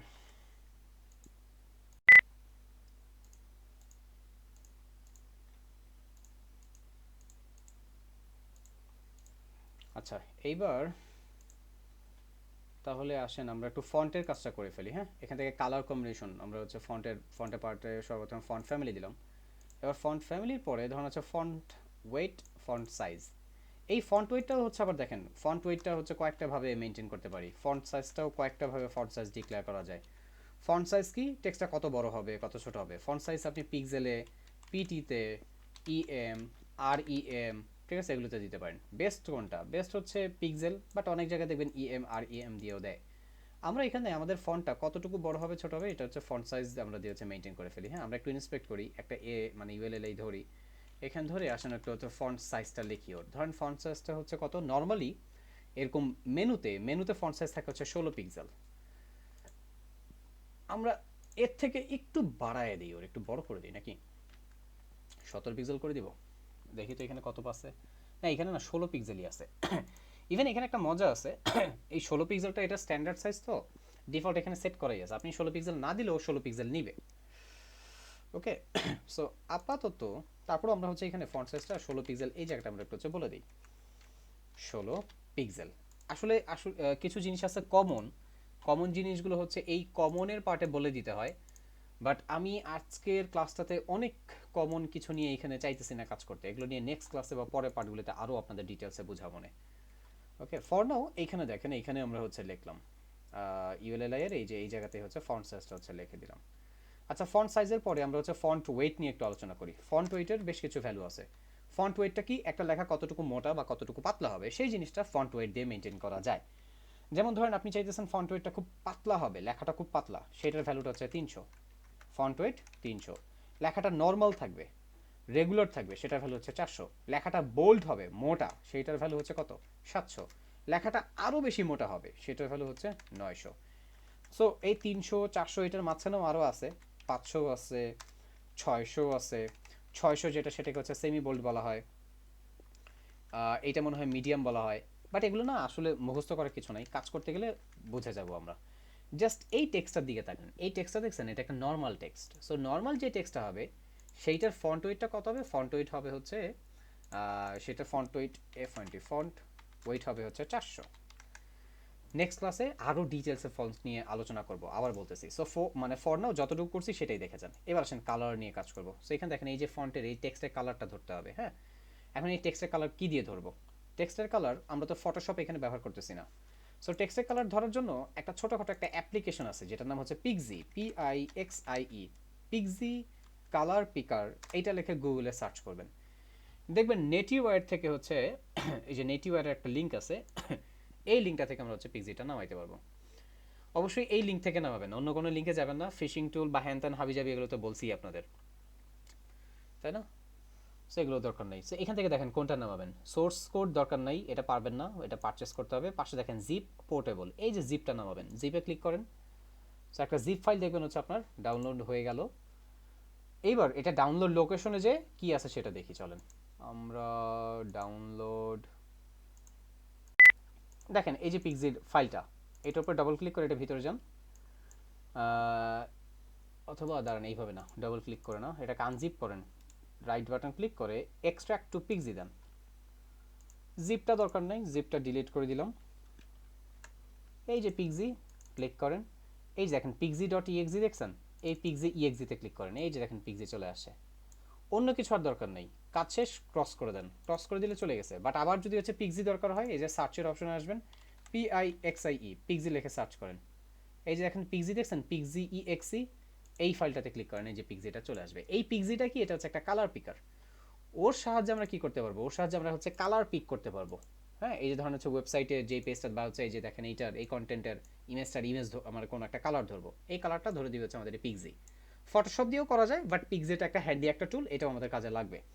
ওকে, এবার দেখেন আমাদের ওয়েবসাইটে এখানে এই টেক্সটের কালারটা, এখানে এই কালারগুলো, আসেন একটু কালার কম্বিনেশন নিয়ে আপনাদের একটু আলোচনা করে দিই। ইউআই ইউএক্স এর পার্ট, ইউআই ইউএক্স। আপনারা কি ইউআই ইউএক্স জিনিসটা কি জানেন? ইউআই মানে হচ্ছে ইউজার ইন্টারফেস, আর ইউএক্স মানে হচ্ছে ইউজারের এক্সপেরিয়েন্স। গ্রাফিক ডিজাইনার তার যে হচ্ছে ক্রিয়েটিভিটি বা যে গ্রাফিক ডিজাইনের যে নলেজ, সেইটা কাজে লাগায় সবার প্রথমে একটা কি করে, একটা হচ্ছে ওয়েবসাইটের হচ্ছে কি বলে লেআউট তৈরি করে। যেমন ধরেন এই ইমেজটাই যদি চিন্তা করেন, ধরেন একজন গ্রাফিক ডিজাইনার তৈরি করছে, এইটাকে আমরা বলতে পারি হচ্ছে কি, এটাকে আমরা বলতে পারি হচ্ছে ইউআই, ইউজার ইন্টারফেস। এই ইউআইটা গ্রাফিক ডিজাইনার আপনাকে ফটোশপ বা আদার্স কোনো ফাইল বা ইমেজ ইত্যাদি টাইপের হচ্ছে আপনাকে দিয়ে দিতে পারে, এইটা দেখে দেখে আমাদের কাজ করতে হয়। এটা হচ্ছে ইউআই। এবার এই ইউআইটা দেখে ধরেন হচ্ছে ওয়েব ডেভেলপার বা ওয়েব ডিজাইনার যে সাইটটা তৈরি করে সেটা হচ্ছে কি তার ইউএক্স, ইউজার এক্সপিরিয়েন্স। আবার এটাকে অন্যভাবেও সংজ্ঞায়িত করা যায়, যেমন ইউআই মানে হচ্ছে ইউজার ইন্টারফেস যেটা আপনি দেখতেছেন, আর ইউএক্স মানে হচ্ছে ইউজারের এক্সপিরিয়েন্স। ইউজার এক্সপিরিয়েন্স বলতে বুঝাইতেছে হচ্ছে আপনি এই ওয়েবসাইটটা তৈরি করার পরে আপনার ওয়েবসাইটের ভিজিটর বা ইউজাররা এটা ইউজ করার পরে কেমন স্বাচ্ছন্দ্য বোধ করতেছে বা তাদের এক্সপিরিয়েন্সটা কেমন, সেটাই হচ্ছে ইউএক্স। আমি আবার বলতেছি ইউআই, ইউএক্স। নর্মালি বলতে পারেন ইউআই কি ইউজার ইন্টারফেস, যেটা গ্রাফিক ডিজাইনার তৈরি করে। আবার ইউএক্সটাকে এটা বলতে পারেন যে হচ্ছে কি যেটা হচ্ছে আপনি তৈরি করবেন, তৈরি করার পরে যেটা হচ্ছে আপনার ইউজাররা দেখবে। অথবা এটাকে এইভাবে বলতে পারেন যে ইউআই এইটা কি, এটা পুরোটাই হচ্ছে ইউজার ইন্টারফেস যেটা হচ্ছে আপনার ইউজাররাও দেখবে। আবার ইউএক্সটা কি, যেটা হচ্ছে আপনার এই ইন্টারফেসটা দেখার পরে এইটা ব্যবহার করার পরে হচ্ছে তাদের অনুভূতিটা কেমন, সেটা হচ্ছে ইউজার এক্সপিরিয়েন্স। মানে ওয়েবসাইটটা ব্যবহার করার পরে তাদের অনুভূতিটা হচ্ছে কেমন হয়েছে, মানে তারা সব কিছু ঠিকঠাক পাইছে কিনা। একটা ওয়েবসাইটের জন্য ইউআই ইউএক্স খুবই ইম্পর্টেন্ট। সো আবার এখানে এখনই হচ্ছে আবার যে ইউআই ইউএক্স এর হচ্ছে কোর্সে ভর্তি হওয়ার না কোনো দরকার নেই। আপাতত ক্লাসে আমি হচ্ছে কি এখানে হচ্ছে এই পার্টগুলো আমাদের কাজের জন্য যতটুকু যা লাগে আমি এখানে আলোচনা করে দিব আপনাদেরকে। সো ইউআই ইউএক্স এর অনেকগুলি ইম্পর্টেন্ট পার্ট আছে, তার ভিতরে একটা ইম্পর্টেন্ট পার্ট হচ্ছে কালার কম্বিনেশন। এই কালার কম্বিনেশনের পার্টে যেটা হয় যে একটা ওয়েবসাইট যখন আপনি তৈরি করবেন তখন একটা ওয়েবসাইটের জন্য কি করতে হবে, আপনাকে সবার প্রথমে একটা কালার প্যাটার্ন ডিফাইন করতে হবে। আর কালার প্যাটার্নের আগে অবশ্য আরেকটা জিনিস থাকে, সেটা হচ্ছে ওয়েবসাইটের ক্যাটাগরি ডিফাইন করা, যে এটা কী টাইপের ক্যাটাগরি। ধরেন এটা কিন্তু একটা ডিজিটাল এজেন্সি টাইপের ওয়েবসাইট হতে পারে, অনলাইন বিজনেস বলছে তো, ধরেন হচ্ছে ওরা কিছু সাপোর্ট দেয়, গ্রাফিক ডিজাইন ওয়েব ডিজাইনে কিছু সাপোর্ট দেয়, সোফার ধরেন হচ্ছে এটা একটা ডিজিটাল এজেন্সি। সো এই ক্যাটাগরিটা ডিফাইন করার পরপরই নর্মালি হচ্ছে ওয়েবসাইটের লোগোটা ডিজাইন করে ফেলতে হয়। আর যখনই লোগোটা ডিজাইন করতে হয় তখনই হচ্ছে ওয়েবসাইটের কালার কম্বিনেশনটা হচ্ছে কি করতে হয়, ডিফাইন করে ফেলতে হয়। আর লোগোটা ডিজাইন করার সময় লোগোটার হচ্ছে ক্যারেক্টার কেমন হবে বা লোগোটা কী টাইপের কীভাবে তৈরি করবে সেটা ডিফাইন করা হয়। যেমন ধরেন কালার কম্বিনেশনের কথা যদি চিন্তা করেন, আমি একটু বলি, যদি হচ্ছে আপনি চিন্তা করেন যে আপনার হচ্ছে ফুড ক্যাটাগরির ওয়েবসাইট তৈরি করবেন, ফুড ক্যাটাগরির ওয়েবসাইটই দেখবেন ম্যাক্সিমামই ব্ল্যাক, ব্ল্যাক অ্যান্ড হচ্ছে ইয়েলো, আর তার সাথে হচ্ছে রেডের একটা কম্বিনেশন থাকে। কেন বলতে পারেন, কারণ ইয়েলো কালারটা দেখলে মানুষের ভিতরে হচ্ছে কাইন্ড অফ হচ্ছে খাই খাই একটা ভাব আসে। এই কারণে ম্যাক্সিমাম ওয়েবসাইটই ব্ল্যাক ইয়েলো, আবার ইয়েলোর সাথে হচ্ছে সবচেয়ে ভালো যায় হয়তো হচ্ছে রেড বা হচ্ছে black. So black yellow red এই কালার কম্বিনেশন দিয়ে হচ্ছে ফুড টাইপের ওয়েবসাইটগুলি তৈরি করে ফেলা হয়। তারপরে ধরেন হচ্ছে রেস্টুরেন্ট না, এটা তো ফুডই গেল। ধরেন হচ্ছে এবার ধরেন হচ্ছে একটা ঔষধ, ধরেন হচ্ছে কোনো একটা ফার্মেসির একটা ওয়েবসাইট দেখবেন, ওই ফার্মেসি টাইপের ওয়েবসাইটগুলো ম্যাক্সিমাম টাইমে কালার হচ্ছে গ্রিন দিয়ে, সবুজ সবুজ টাইপের কিছু একটা দিয়ে, প্রাণবন্ত এই টাইপের কিছু একটা, বা হচ্ছে এনভায়রনমেন্ট টাইপের ওয়েবসাইটগুলো গ্রিন দিয়ে হয়। মানে সবার প্রথমে হচ্ছে গ্রাফিক ডিজাইনার যেটা করে একটা কালার কম্বিনেশন হচ্ছে সেট করে, মানে একটা সাবজেক্ট চুজ করে সেটার উপর ডিপেন্ড করে কালার কম্বিনেশনটা হচ্ছে সে সেট করে। সো আমরা এগুলো নিয়ে ইনশাল্লাহ হচ্ছে আরও যখন আমরা কাজ করবো, সামনে যখন আমরা যাবো, এগুলো নিয়ে আরও আমরা ইনশাল্লাহ হচ্ছে আমি ক্লাসে আপনাদের কাজের জন্য যতটুকু লাগবে আমি আলোচনা করে দিব, এগুলো এক্সট্রা আপনাদের সাথে আলোচনা করা আর কি। ইভেন এগুলো নিয়ে রিসোর্স কোথা থেকে কী গেদার করবেন, কীভাবে কাজ করবেন, আরও কিছু পার্ট আমি পরে আলোচনা করবো, বাট এখন না। বাট তারপরে দেখেন এই ওয়েবসাইটের কালার কম্বিনেশনটা একটু রিসার্চ করেন। একটা ওয়েবসাইটে সর্বোচ্চ 2টা থেকে 3টা কালার থাকবে, 2টা কি হচ্ছে 3টা, এর থেকে বেশি কালার কম্বিনেশন ব্যবহার করা যায় না, করলে সেটা খ্যাত হয়, খ্যাত, সেটা ওয়েবসাইট থাকে না। এখানে দেখেন এই ওয়েবসাইটের কালারটা কি করছে, লোগো তো দেখছেন একটা নেভি ব্লু কালার এবং হচ্ছে একটা মানে ব্লু এবং নেভি ব্লু কালার দুইটা দিয়ে হচ্ছে লোগোটা তৈরি করছে, এবং সেই কালার কম্বিনেশনটা দিয়ে দেখেন ফুল ওয়েবসাইটটা সাজাইছে। দেখেন এই টেক্সটটা দেখেন নেভি ব্লু, এটা দেখেন স্কাই ব্লু, এই টেক্সটগুলো হচ্ছে আবার নেভি ব্লু, ইমেজটা দেখেন নেভি ব্লু, স্কাই ব্লু, এইখানে একটা জাস্ট একটা ডিফারেন্ট কালার আনছে, একটু রেড, একটু জাস্ট এই একটা জায়গাতেই ডিফারেন্ট। আর বাকি এই কালারগুলো তো হ্যাঁ ব্যাকগ্রাউন্ড ইমেজের কালারটা একটু ডিফারেন্ট করছে, বাট ওইটা অতটা হচ্ছে ধর্তব্য না। বাট বাকি টেক্সটের কালারগুলি দেখেন সব নেভি ব্লু। ফুটারটা দেখেন আপনার হচ্ছে ওই যে ব্লু দিয়ে হচ্ছে স্কাই ব্লু দিয়ে করছে। ওকে, সো আমরা যখন কাজ করব, আপনি যদি অনেক সময় কাজ করতে যান দেখবেন যে কিছু কিছু সময় এমন হবে জিরো থেকে আপনাকে কাজ শুরু করতে হবে, ক্লায়েন্ট আপনাকে কিছু দিতে পারবে না, আপনার পরিচিত ফ্রেন্ড বা আপনার হচ্ছে পরিচিত আত্মীয়, মানে তার কাছে কিছুই নাই, আপনাকে কিছু দিতে পারবে না। তখন কি করবে জানেন, তখন হচ্ছে আপনার এই যে এখন যে জিনিসটা শিখাইলাম যে ইউআই ইউএক্স এর একটা ইম্পর্টেন্ট পার্ট হচ্ছে কালার কম্বিনেশন, সো তখন ওই পার্টটা আপনাকে হেল্প করবে। সো আপনি হচ্ছে ক্লায়েন্টের ক্রাইটেরিয়া বের করবেন যে এটা কী টাইপের ওয়েবসাইট হবে, ওইটার উপর ডিপেন্ড করে আগে কালার কম্বিনেশনটা সেট করে ফেলবেন, তারপর আরও বাকি কাজ। সো কালার কম্বিনেশন এবং ইউআই ইউএক্স এর পার্ট নিয়ে ইনশাআল্লাহ নেক্সটে আরও বেশ কিছু জিনিস থাকবে আপনাদের জন্য, আলোচনা করবো আমি পরের, বাট আপাতত এখন না। সো এখানে দেখেন এটাতে আমরা দেখে ফেললাম যে হচ্ছে নেভি ব্লু এবং হচ্ছে স্কাই ব্লু টাইপের দুইটা কালার আছে। সো আমরা যেটা করব এইখান থেকে এই কালারটা হচ্ছে ধরে নিই, হ্যাঁ এই নেভি ব্লু কালারটা ধরেন এই যে এখান থেকে এই নেভি ব্লু কালারটাই তো এখানে ব্যবহার হয়েছে তাই না। সো নেভি ব্লু কালারের উপরে মাউসের কার্সরটা রাখেন, এবার কন্ট্রোল অল্টার সি এই তিনটা জিনিস প্রেস করেন একসাথে, প্রেস করলেই কালারটা কপি হয়ে যাবে। এটা মনে থাকবে না আপনাদের জানি, বাট মনে না থাকলেও সমস্যা নেই। এই যে এখানে দেখেন, এখানে লেখা আছে কন্ট্রোল অল্টার সি, কপি করলেই কি হবে, কালার কোডটা কপি হয়ে যাবে। এই যে এখানে মাউসের কার্সরটা রাখলাম, কন্ট্রোল অল্টার সি, কপি করলাম কালারটা। এই কালারটা হেক্সাডেসিমেল কালার কোড, সো এটাকে একটু নোট করে রাখি আমরা। হ্যাঁ, কাজ করার সময় বলছিলাম না কালার নোট করবেন। সো এখানে ধরেন হচ্ছে N blue, BLUE, navy blue, এইটার কালার কম্বিনেশন হবে হচ্ছে এইটা, এবং একটা হচ্ছে sky blue, so SBLUE blue. এটা কালারটা আমি হচ্ছে নিয়ে নিতেছি। হয়ে গেল পেইন্ট, এই যে এটা sky blue, control alter C.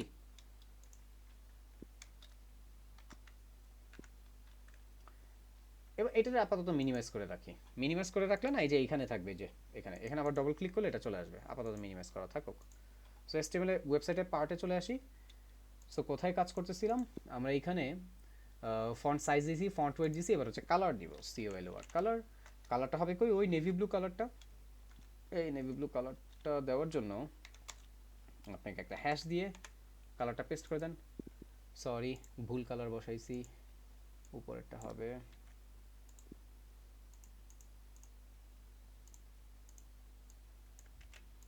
ওই যে দেখেন আমাদের ওয়েবসাইটে কালার চলে আসে। সো যতটুকু পার্ট এখানে নতুন করে লিখলাম সেটা কপি করেন, কপি করে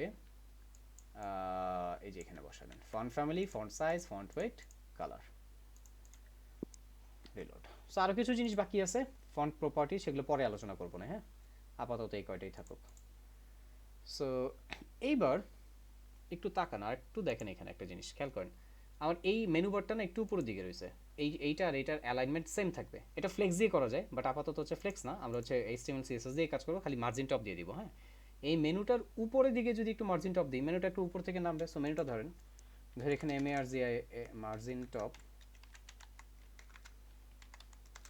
কত, 5 পিক্সেল মনে হয় এনাফ, না বেশি হয়ে গেছে রে, 2 পিক্সেল 3 পিক্সেল রাখেন, তাহলে দেখেন এখানে মোটামুটি হচ্ছে একটা বরাবর একই সাইজে অ্যালাইনে চলে আসে। সো এই মার্জিন টপটা এইটা আমরা দিয়ে দিব হচ্ছে এই জায়গায়, সেভ, সাইটেশন, রিলোড।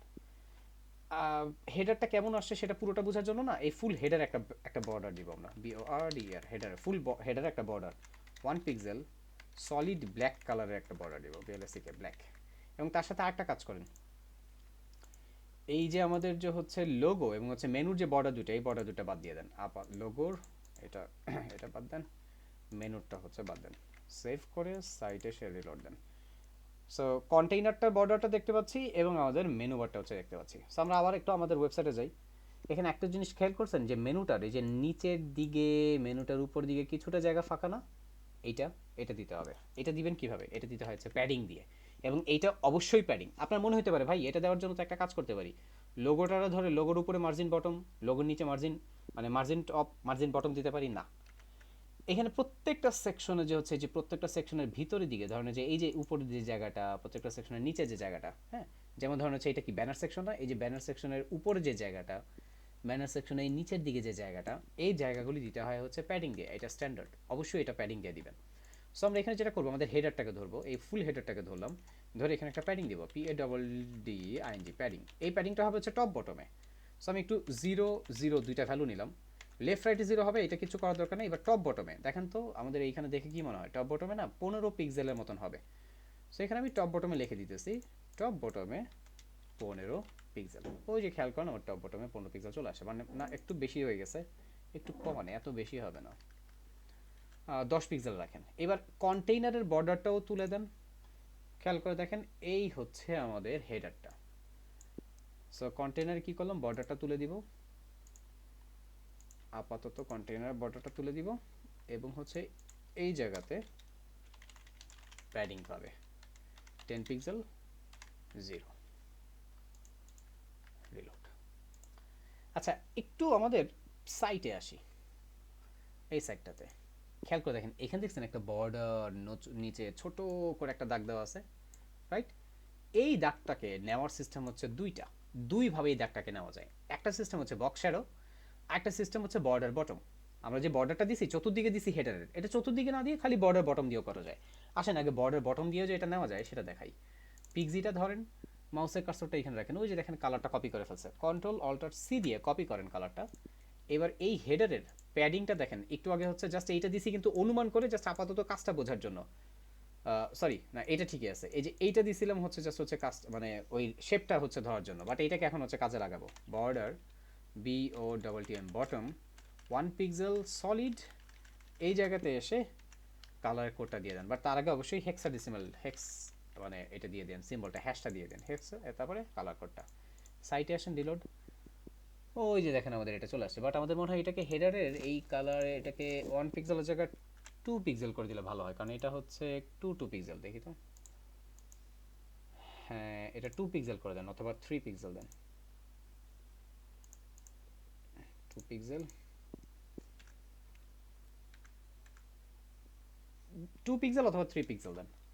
আমি ধরুন হচ্ছে 3 পিক্সেল দিয়ে দিলাম। সেভ, সাইটে আসেন, রিলোড। এখন বলতে পারেন ভাই বক্স শ্যাডো কি, কাজ করে কেমনে? বক্স শ্যাডোর উপরে আমার ইউটিউব চ্যানেলে একটা ভিডিও আছে, এবং ওইখানে যে আপনার হচ্ছে শুধু বক্স শ্যাডো না, আমি একটু বলে দিই। বক্স শ্যাডো, তারপরে হচ্ছে আপনার gradient, box shadow, gradient, noise check, noise texture, noise texture, আর একটা জানি কি, বর্ডার রেডিয়াস। বানান ভুল হইলে ইগনোর করে যান, আপনার ঠিক করে লেখেন। জাস্ট আপনারা বক্স শ্যাডো লিখে আমার ইউটিউব চ্যানেলে একটু হচ্ছে খুঁজবেন, একটা বক্স শ্যাডোর একটা ভিডিও আছে।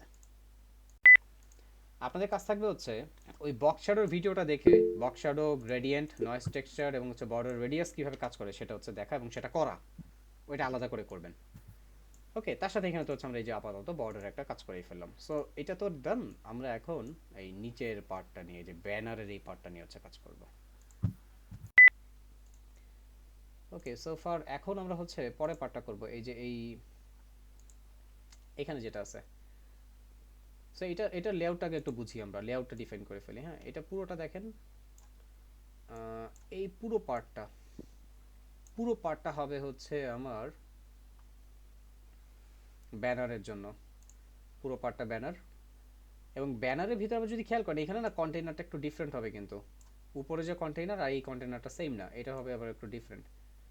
খেয়াল করে দেখেন এখানে, এই যে এতটুকু হবে,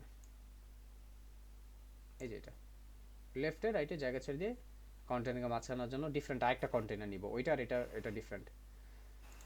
সেশন করা শুরু করি। হেডার পরে হচ্ছে BANNER ব্যানার স্টার্ট, অ্যান্ড নিচে এসে ব্যানার এন্ড। সো এইটা নিব, সিমেন্টিক মার্কআপ হচ্ছে সেকশন নেবেন অবশ্যই, এবং সেকশনে ক্লাস দিবেন হচ্ছে ব্যানার সেকশন, সেটা এগেনস্টে ক্লাস থাকবে ব্যানার নামে। তো তারপরে হচ্ছে CONTINER কন্টেইনার 2 নামে ডিফারেন্ট একটা র্যাপার নিব। ওইটা নিয়েছিলাম কত, কন্টেইনার, এটা নিব কন্টেইনার 2। যার কাজ হবে দুই পাশ থেকে জায়গা ছেড়ে দিয়ে মাঝখানে ছেড়ে দেওয়া, কন্টেন্টকে মাঝখানে চাপায় দেওয়া। আচ্ছা, তারপরে একটু খেয়াল করেন, তারপরে দেখেন তো ভিতরে আমার এখানে কিছু কন্টেন্ট আছে, রাইট? এই যে এইখানে এই যে এই কন্টেন্টগুলো, আমি একটা কাজ করব, আমি এখানে আরেকটা র্যাপার ব্যবহার করব, যেটার নাম হবে হচ্ছে BContent। কেন এটা করতেছি, কারণ আমি এখানে যে বাইরে যে র্যাপারটা ব্যবহার করছি কন্টেইনার, আমি চাইতেছি কন্টেইনার 2 যেটা ব্যবহার করছি, আমি চাইতেছি কন্টেইনার 2 এর কাজ হবে শুধুমাত্র, মানে কন্টেইনার 2 এর শুধুমাত্র কাজ হবে হচ্ছে দুই পাশ থেকে জায়গা ছেড়ে দিয়ে মাঝখানে আনা। বাট এখানে দেখেন, এই যে আমার যে হচ্ছে এই যে এখানে একটা মানে কি বলে, টাইটেল, সাবটাইটেল, এইটা সাবটাইটেল না, এটা প্যারাগ্রাফ। এই উপর একটা টাইটেল, নিচে যে একটা প্যারাগ্রাফ, নিচে তার নিচে যে একটা ইমেজ আছে, এগুলোকেও কিন্তু আমার হচ্ছে ঠিক মতন মেনটেন করার প্রয়োজন হতে পারে। সো এগুলোকে মেনটেন করার জন্য, এগুলোকে ঠিক মতন ধরার জন্য আরেকটা বাইরে র্যাপার ব্যবহার করবো, যেটার নাম থাকবে হচ্ছে BContent, banner content BContent। So BContent, BContent।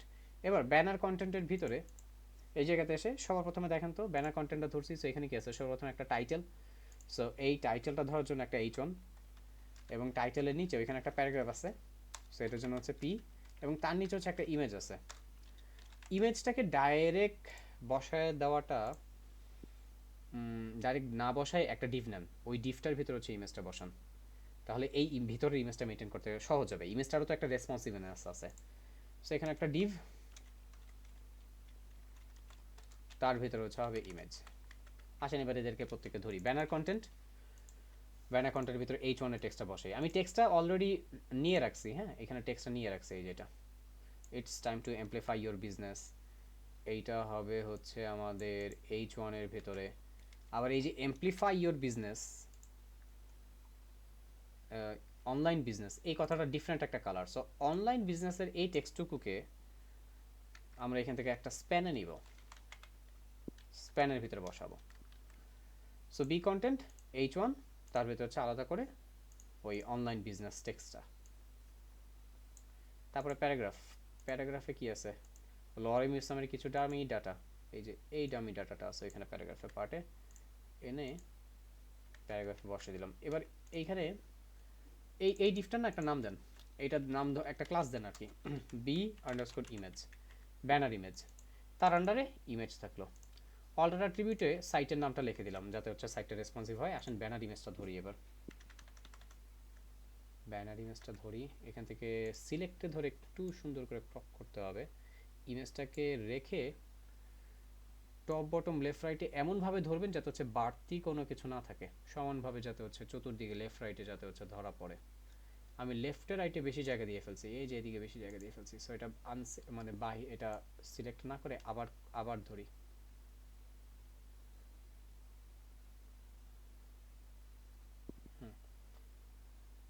হয়েছে। ক্রপ, ক্রপ করার পরেও না যদি হচ্ছে মনে হয় যে ভাই বেশি কম ছোট বড় ছোট হয়ে গেছে, এটাকে আবার সাইজ করতে পারবেন। দেখেন তখন এই সাইড থেকে একটু হচ্ছে কমাই দিলাম। এই যে রোটেট আছে, রোটেট 90 ডিগ্রি, দেখছেন এই যে ঘুরে গেছে না, এটা ঠিক আছে, উপর থেকে কমাইতে হবে না। রোটেট আবার 90 ডিগ্রি, এইটাও ঠিক আছে, এইটাও কমাইতে হবে না। রোটেট 90 ডিগ্রি, নিচের থেকেও দরকার নেই, না একটু নিচে থেকে কমাই দিই একটুখানি। রোটেট 90 ডিগ্রি, ঠিক হয়ে গেছে। সো এবার ফাইল থেকে সেভ অ্যাজ, মানে ক্রপটা যদি উল্টাপাল্টাও হয় পরবর্তীতে রোটেট করে করে আরও ঠিক করে বসাইতে পারবেন। সো এইটা দিব কি, ব্যানার, বি এটা বলে নিয়ে ব্যানার নামে সেভ। সো কন্ট্রোল জেড করে করে এবার আগের অবস্থায় যেতে হবে। এই যে চলে আসছি পেজে। সো এখানে ইমেজেস নামে ফোল্ডারের ভিতরে ব্যানার যে পেজে ইমেজটা বসান, সাইটে আসেন, রিলোড দেন, এই যে দেখেন আমার ব্যানার কন্টেন্ট চলে আসে। বাট এবার এইটারে সুন্দর করে আমরা সাজাবো। সো এবার আসেন আমরা এটার স্টাইলটারে সেট করে ফেলি। সো আমরা সিএসএস এর পার্টে যাব, হেডারের নিচে যাব, এখানে কি ব্যানার দিছি। So banner S T A R T, banner start and banner end হবে। সো এখানে ধরছি কি দিয়ে, পুরো পার্টটা ব্যানার। সো আসেন ব্যানার সিলেক্টরটা ধরি, আমি আর মানে ওইখান থেকে আনলাম না, আমি আমার মতো করে লিখে লিখে নিতেছি। হ্যাঁ, সো তারপরে কন্টেইনার 2 লাগবে। সো কন্টেইনার 2 ধরি, এখানে একটু ব্যানারটার দিকে তাকান, পুরো ব্যানারের পিছনে ব্যাকগ্রাউন্ড কালার কি, হোয়াইট। সো ব্যাকগ্রাউন্ড এখানে ব্যানারে কিছু বলতে হবে না আমাকে, বাট কন্টেইনার 2তে আসেন, এখানে বলতে হবে। কন্টেইনার 2তে কি বলবো, এই যে লেফট সাইড রাইট সাইডে জায়গা ছেড়ে দিয়ে ও যে মাঝখানে আসবে সেটা করতে হবে না আমাদের। সো এখানে দেখেন এইটার ক্যালকুলেশনটা করে ফেলি আমরা, পুরো পার্টটা 100%, বাট 100% হলেও এখানে দেখেন তো কতটুকু জায়গা ছাড়ছে, এতটুকু ধরছিলাম আগে 5%। সো এবার 5 5 5 5, এবার তো 20%, মানে এই সাইডে 20%, সো এই সাইডে 20%। সো 20 20 40, তার মানে হচ্ছে আমার এই কন্টেন্টটা বসবে হচ্ছে কত, কন্টেইনার 2টা বসতেছে হচ্ছে 60-এর ভিতরে। সো এইটার একটা উইথ কত ধরেন হচ্ছে 60%, এবং এইটারও মাঝখানে আনতে হবে। সো মাঝখানে আনার জন্য কি করতে হবে, মার্জিন 0 অটো, সেভ করেন। আর একটা বর্ডার দিব বোঝার জন্য কতটুকু জায়গা নিল, border 1 pixel solid YELLOW, yellow কালারটা দিলাম যাতে চোখে পড়ে। রিলোড, এই যে দেখেন চলে আসছে। বাট এটার পুরোটার এবার কি ব্যাপার, মার্জিন 0টা হয়নি কেন, অটো বানান ভুল। রিলোড, এই যে দেখেন মাঝখানে চলে আসছে, রাইট। সো এবার এটার আবার ফিক্স করতে হবে, পুরোটার ফিক্স করতে হবে। একটু আর একটু কি কমাবো, আদানটা একটু দেখে নিই আর একটু কমবে কিনা। এটা কাকে ধরছি, এখানে কন্টেইনার 2টাকে ধরে আর একটু কমান, এটা হচ্ছে 55 রাখেন, 55 রাখেন। ইভেন লাগলে পরে আমরা বাড়াই নিতে পারবো, সমস্যা হবে না, আপাতত 55ই থাকুক। হ্যাঁ, এইবার পরের কাজ কি, একটা জিনিস খেয়াল করছেন, এই কন্টেইনারটার ভিতরে সকল টেক্সট লাইন সবগুলির সেন্টারে, মানে সবগুলি টেক্সট কিন্তু মাঝামাঝি বরাবর, ইভেন ইমেজটাও। সো আমরা এখানে এই কন্টেইনার 2তেই একটা কাজ করে ফেলতে পারি, আলাদা আলাদা করে ধরেন হচ্ছে টেক্সট লাইন দুই জায়গার দরকার নেই। ধরেন আপনি চাইতেছেন এই যে এইটা টেক্সট লাইনটা সেন্টারে আনবেন, এইটা টেক্সট লাইন সেন্টারে আনবেন, প্যারাগ্রাফটাও টেক্সট লাইন সেন্টারে আনবেন। আপনি এইচ ওয়ানকে ধরতে পারেন আলাদা, এইচ ওয়ানকে ধরে বলতে পারেন তোমার টেক্সট লাইন সেন্টার, ও মাঝখানে চলে আসবে।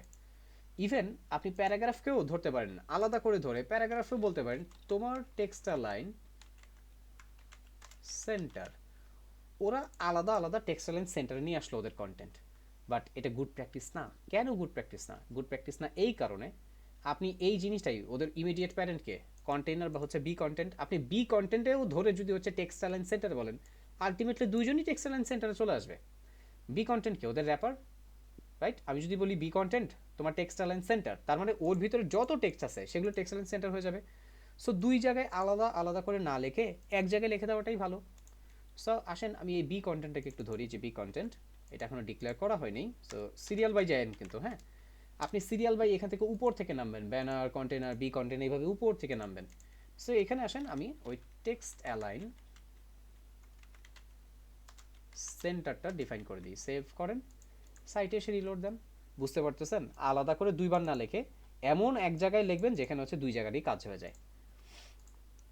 ওকে, ইমেজটাও দেখেন সেন্টার হয়ে গেছে, বাট ইমেজটা একটু পরে না সেন্টার থাকবে না, কারণ ইমেজটা রেসপন্সিভ করতে গেলে আবার হচ্ছে এটা আর সেন্টার ওইভাবে থাকবে না। সো এখানে কিছু কাজ আছে। আচ্ছা, তার আগে আমরা এখন তাহলে হচ্ছে আমরা কি করব, আমরা আগে এই এইচ ওয়ানের কাজ করব, তারপরে এই প্যারাগ্রাফের কাজ করব, তারপর হচ্ছে ইমেজের কাজ করব। আপনাদের মাথায় একটা প্রশ্ন আসতে পারে যে এই ব্যানার সেকশনটাতে আমরা এখানে, তো এটা পুরোটা ব্যানার সেকশন, রাইট? এখানে টাইটেল টাইপের কন্টেন্ট কয়টা আছে? একটা। সো টাইটেল টাইপের কন্টেন্ট মেনটেন করার জন্য আমরা জানি যে হচ্ছে আমরা H1 থেকে H6 পর্যন্ত আমরা হচ্ছে নিতে পারি, যে কোনো কিছু নিতে পারি H1 থেকে H6। বাট কেন এখানে H1 নিলাম? মাথায় রাখতে হবে, আপনাকে শুরু করতে হবে হচ্ছে H1 থেকে। এই টাইটেল টাইপের কন্টেন্টগুলো সার্চ ইঞ্জিনে অপটিমাইজ হয়। যেমন ধরেন আপনি গুগলে কিছু একটা লিখে সার্চ করলেন, আপনি কি লিখে সার্চ করলেন? HTML লিখে সার্চ করলেন। সিম্পল এই যে HTML লিখে সার্চ করছেন, দেখেন এখানে এই যে টাইটেলটা দেখছেন, এই যে এগুলো টাইটেল টাইপের কন্টেন্ট। তারপরে এগুলো দেখছেন, এগুলো হচ্ছে প্যারাগ্রাফ টাইপের কন্টেন্ট। টাইটেল, তারপরে হচ্ছে প্যারাগ্রাফ, তারপরে হচ্ছে সিমেন্টিক মার্কআপ, তারপরে হচ্ছে ইমেজের অল্টার অ্যাট্রিবিউট, ইমেজের নাম, এগুলোর উপর ডিপেন্ড করে হচ্ছে কন্টেন্ট কিন্তু সার্চ ইঞ্জিন অপটিমাইজ হয়। আপনি আপনার ওয়েবসাইটটা যখন তৈরি করবেন, অবশ্যই আপনাকে এই H1 প্যারাগ্রাফ এগুলো খুব ওয়াইজলি ইউজ করতে হবে। আবার এই H1 এর একটা রুলস আছে। রুলসটা কি জানেন? একটা ফুল সেকশনে, ধরেন এই যে এটা কি আমাদের পুরোপুরি একটা সেকশন, নাম কি ব্যানার সেকশন। একটা সেকশনে একটা H1 থাকবে, একটা সেকশনে দুইটা H1 থাকতে পারবে না। বাট H2 থেকে H6 যেগুলো আছে সেগুলো হচ্ছে মাল্টিপল হইতে পারবে। আপনি দুইটা, তিনটা, চারটা, আপনি 100টা H2 নিতে পারবেন, বাট একটা সেকশনে H1 থাকবে একটা। সো যেহেতু আমার এখানে একটা টাইটেল টাইপের কন্টেন্ট হবে, হেডিং হবে, একটাই আছে, চোখ বন্ধ করে এটার হচ্ছে আমি H1 ধরে ফেলছি। ওকে, যাতে কন্টেন্টটা সার্চ ইঞ্জিনে বেশি ভালো অপটিমাইজ হয়। H1 থেকে H6 পর্যন্ত সবই সার্চ ইঞ্জিন অপটিমাইজ হয়, বাট রুলস হচ্ছে একটা সেকশনে অ্যাটলিস্ট একটা H1 থাকতেই হয়। আর যদি H1 নাও থাকে, সেই ক্ষেত্রে হচ্ছে H2 বা আদার্স টাইটেল টাইপের যেগুলো থাকবে সেগুলো আপনাকে পার্ট বাই পার্ট আপনাকে লিখতে হবে। আরও ভালো করে আমরা কাজ করলে সামনের দিকে গেলে বুঝতে পারবো।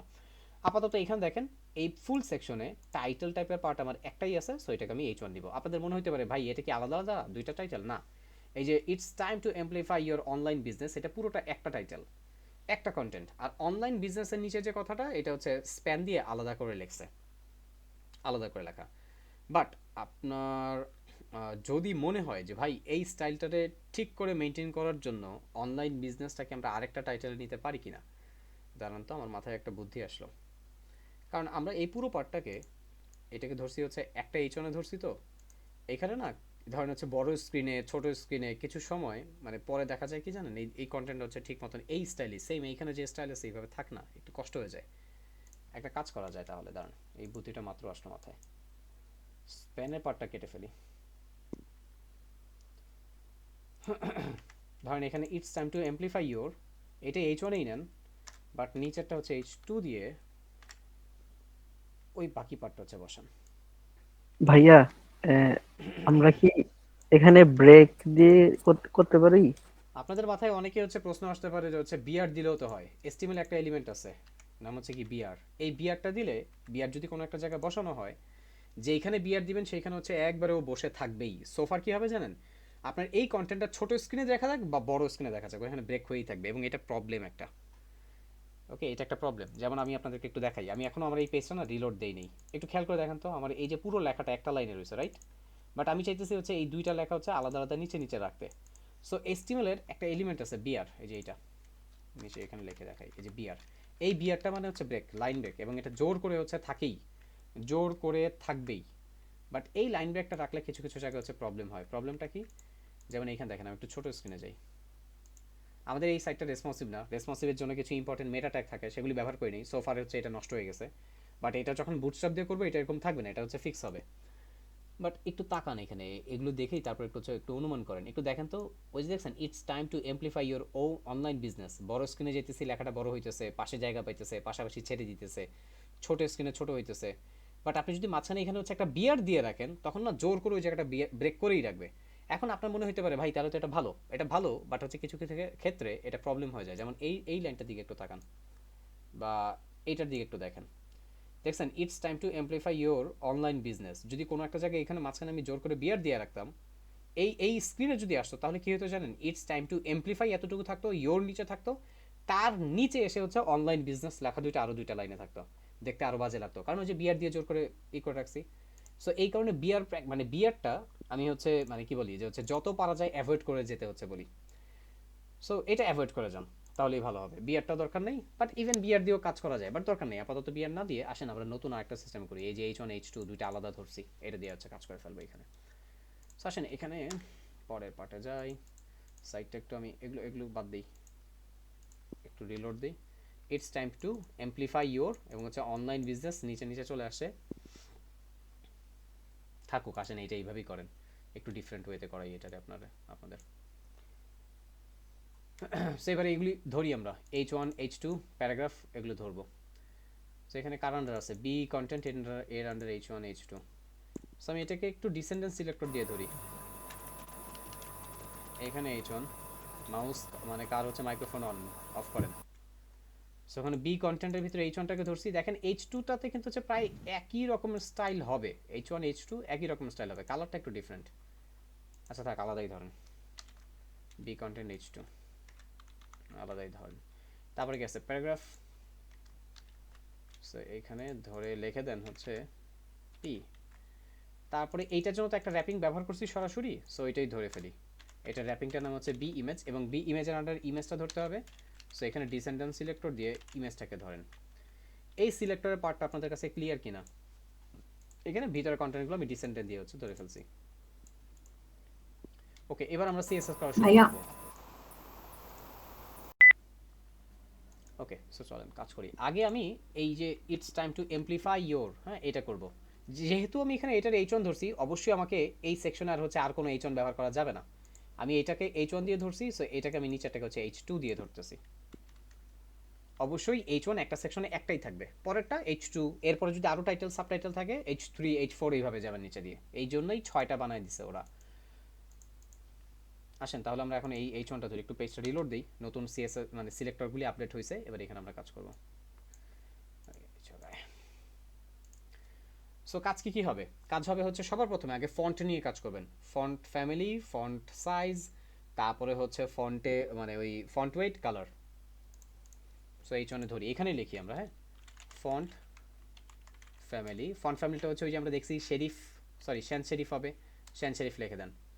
সো শ্যান শেরিফের পরে হচ্ছে ফন্ট সাইজটা নিয়ে কাজ করবেন। ফন্ট সাইজ ধরেন হচ্ছে 40 পিক্সেল, একটু অনুমান করেই লিখতেছি কারণ আসলে তো হচ্ছে আর কোনো ওয়ে নাই। It's time to amplify your, এটাকে আরও একটু বাড়তে হবে। এখানে দেখেন জায়গাটা কতটুকু আছে, এই লরেম ইপসাম এইটার প্রায় কাছাকাছি, অথবা লোগোটার সাথে একটু মিলাই, এইটা আরেকটু মনে হয় বড় হবে, 45 দেন।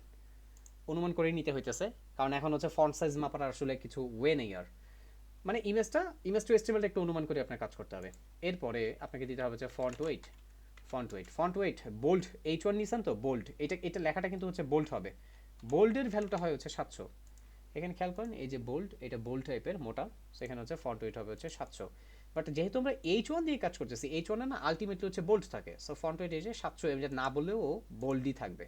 আচ্ছা আপাতত এটা বলে দেন, তারপরেও যেহেতু প্র্যাকটিস করতেছেন কোনটার কি কাজ একটু মনে থাকার জন্য ফন্ট ওয়েটটা বোল্ড বলে দেন। আচ্ছা এরপর আবার কালার লাগবে, নেভি ব্লু কালারটা লাগবে। সো নেভি ব্লু কালারটা কই রাখছি আমরা, এই যে নেভি ব্লু কালারটা হচ্ছে এটা, COLOR কালার বসাই দিলাম। এই যতটুকু পার্ট করছি এইটাই নিয়ে আগে H1 এর পার্টে বসাবেন। H1 এর পার্ট ডান। আচ্ছা H1 এর পার্ট ডান হয়, ডান হয়েছে। এবার হচ্ছে H2 এর পার্ট করব। এখানে দেখেন উপরে মার্জিন টপ মার্জিন বটম আছে, রাইট? এই যে মার্জিন টপ মার্জিন বটম, এগুলো নিয়ে এখন না, আপনি আগে ফন্টের অ্যাকচুয়াল স্টাইলটা, ফন্টের স্টাইলগুলি আগে হচ্ছে সব সেট করবেন। তারপরে হচ্ছে আপনি কি করবেন, মার্জিন প্যাডিং আদার্স যে পার্ট থাকে সেগুলি নিয়ে কাজ করবেন। আগে টেক্সটের বা মানে অ্যাকচুয়াল সাইজ যেটা থেকে আসতেছে সেগুলো, মার্জিন প্যাডিং সবার শেষে করবেন প্রত্যেকটা সেকশনের কাজের। ওকে স্যার, তাহলে আসেন H2 ধরি। H2তেও কিন্তু হচ্ছে কাইন্ড অফ এই জিনিসগুলোই হবে। সো এখানে বসাই ফন্ট ফ্যামিলি, এখানে হচ্ছে শ্যান্স সেরিফ থেকে শুরু করে দাঁড়ান, এটা একটু সেভ করে নিই, আমি একটু রিলোড দিয়ে দিই। এই যে এই পার্টটা চলে আসে, কালার, এইটা কালারটা অনলাইন বিজনেসের এই পার্টের কালারটা হচ্ছে ডিফারেন্ট হবে। এটা হচ্ছে স্কাই ব্লু, কপি করেন, এইখানে এসে স্কাই ব্লু কালারটা বসায় দেন H2তে, reload. Okay, it's time to amplify your online business. একটু লেখাটা সেম সেম আসছে কিনা একটু চেক করতে দেন আমাকে। মার্জিন প্যাডিং এর কাজগুলো হচ্ছে পরে করতেছি। তারপরে এই প্যারাগ্রাফের পার্টটা হচ্ছে করে ফেলি, আসেন প্যারাগ্রাফ। সো প্যারাগ্রাফেও কম বেশি হচ্ছে এই জিনিসগুলোই ব্যবহার হবে, টেক্সট লাইন থেকে শুরু করে এগুলোই ব্যবহার হবে। বসান এখানে, সাইটে আসেন, রিলোড দেন, চলে আসছে। এবার হচ্ছে এটা সেট করেন। প্যারাগ্রাফটা ধরেন, প্যারাগ্রাফের ফন্ট সাইজ হবে হচ্ছে 16 পিক্সেল, এটা স্ট্যান্ডার্ড সাইজ। এইটা এই ফন্ট ওয়েট হবে হচ্ছে প্যারাগ্রাফের জন্য 400, মানে আমি লেখাটা দেখেই অনুমান করছি। দেখছেন এখানে লেখাটা নর্মাল। সো এটার অবশ্যই হচ্ছে কি হবে 16 পিক্সেল এবং হচ্ছে আপনার মানে প্যারাগ্রাফ টাইপের ফন্ট, প্যারাগ্রাফ টাইপের ফন্ট সাইজের আপনার স্ট্যান্ডার্ড হচ্ছে 16 পিক্সেল। এখানে এগুলো 16 পিক্সেলেরই হবে, হয়তো বা একটু 1 পিক্সেল 2 পিক্সেল বড় ছোট হতে পারে, আমরা 16 পিক্সেলটাই অনুমান করে বসালাম। আর হচ্ছে এগুলোর ফন্ট ওয়েট হয় হচ্ছে রেগুলার, সো এটাই বসালাম আর কি। ফন্ট ওয়েট আছে, দেখি তো কতটুকু হয়েছে। হ্যাঁ, কালারটা চেঞ্জ করে দিই, নেভি ব্লু কালারটা। প্যারাগ্রাফ, প্যারাগ্রাফে হবে হচ্ছে নেভি ব্লু, এই নেভি ব্লু টেক্সট কালার। এখানে এসে বসান, সেভ, সাইটেশন, রিলোড। আচ্ছা একটা জিনিস খেয়াল করেন তো, এই যে দেখছেন প্যারাগ্রাফের দুইটা লাইনের মাঝখানে হচ্ছে একটা যে গ্যাপ আছে, এটাই হচ্ছে লাইন হাইট।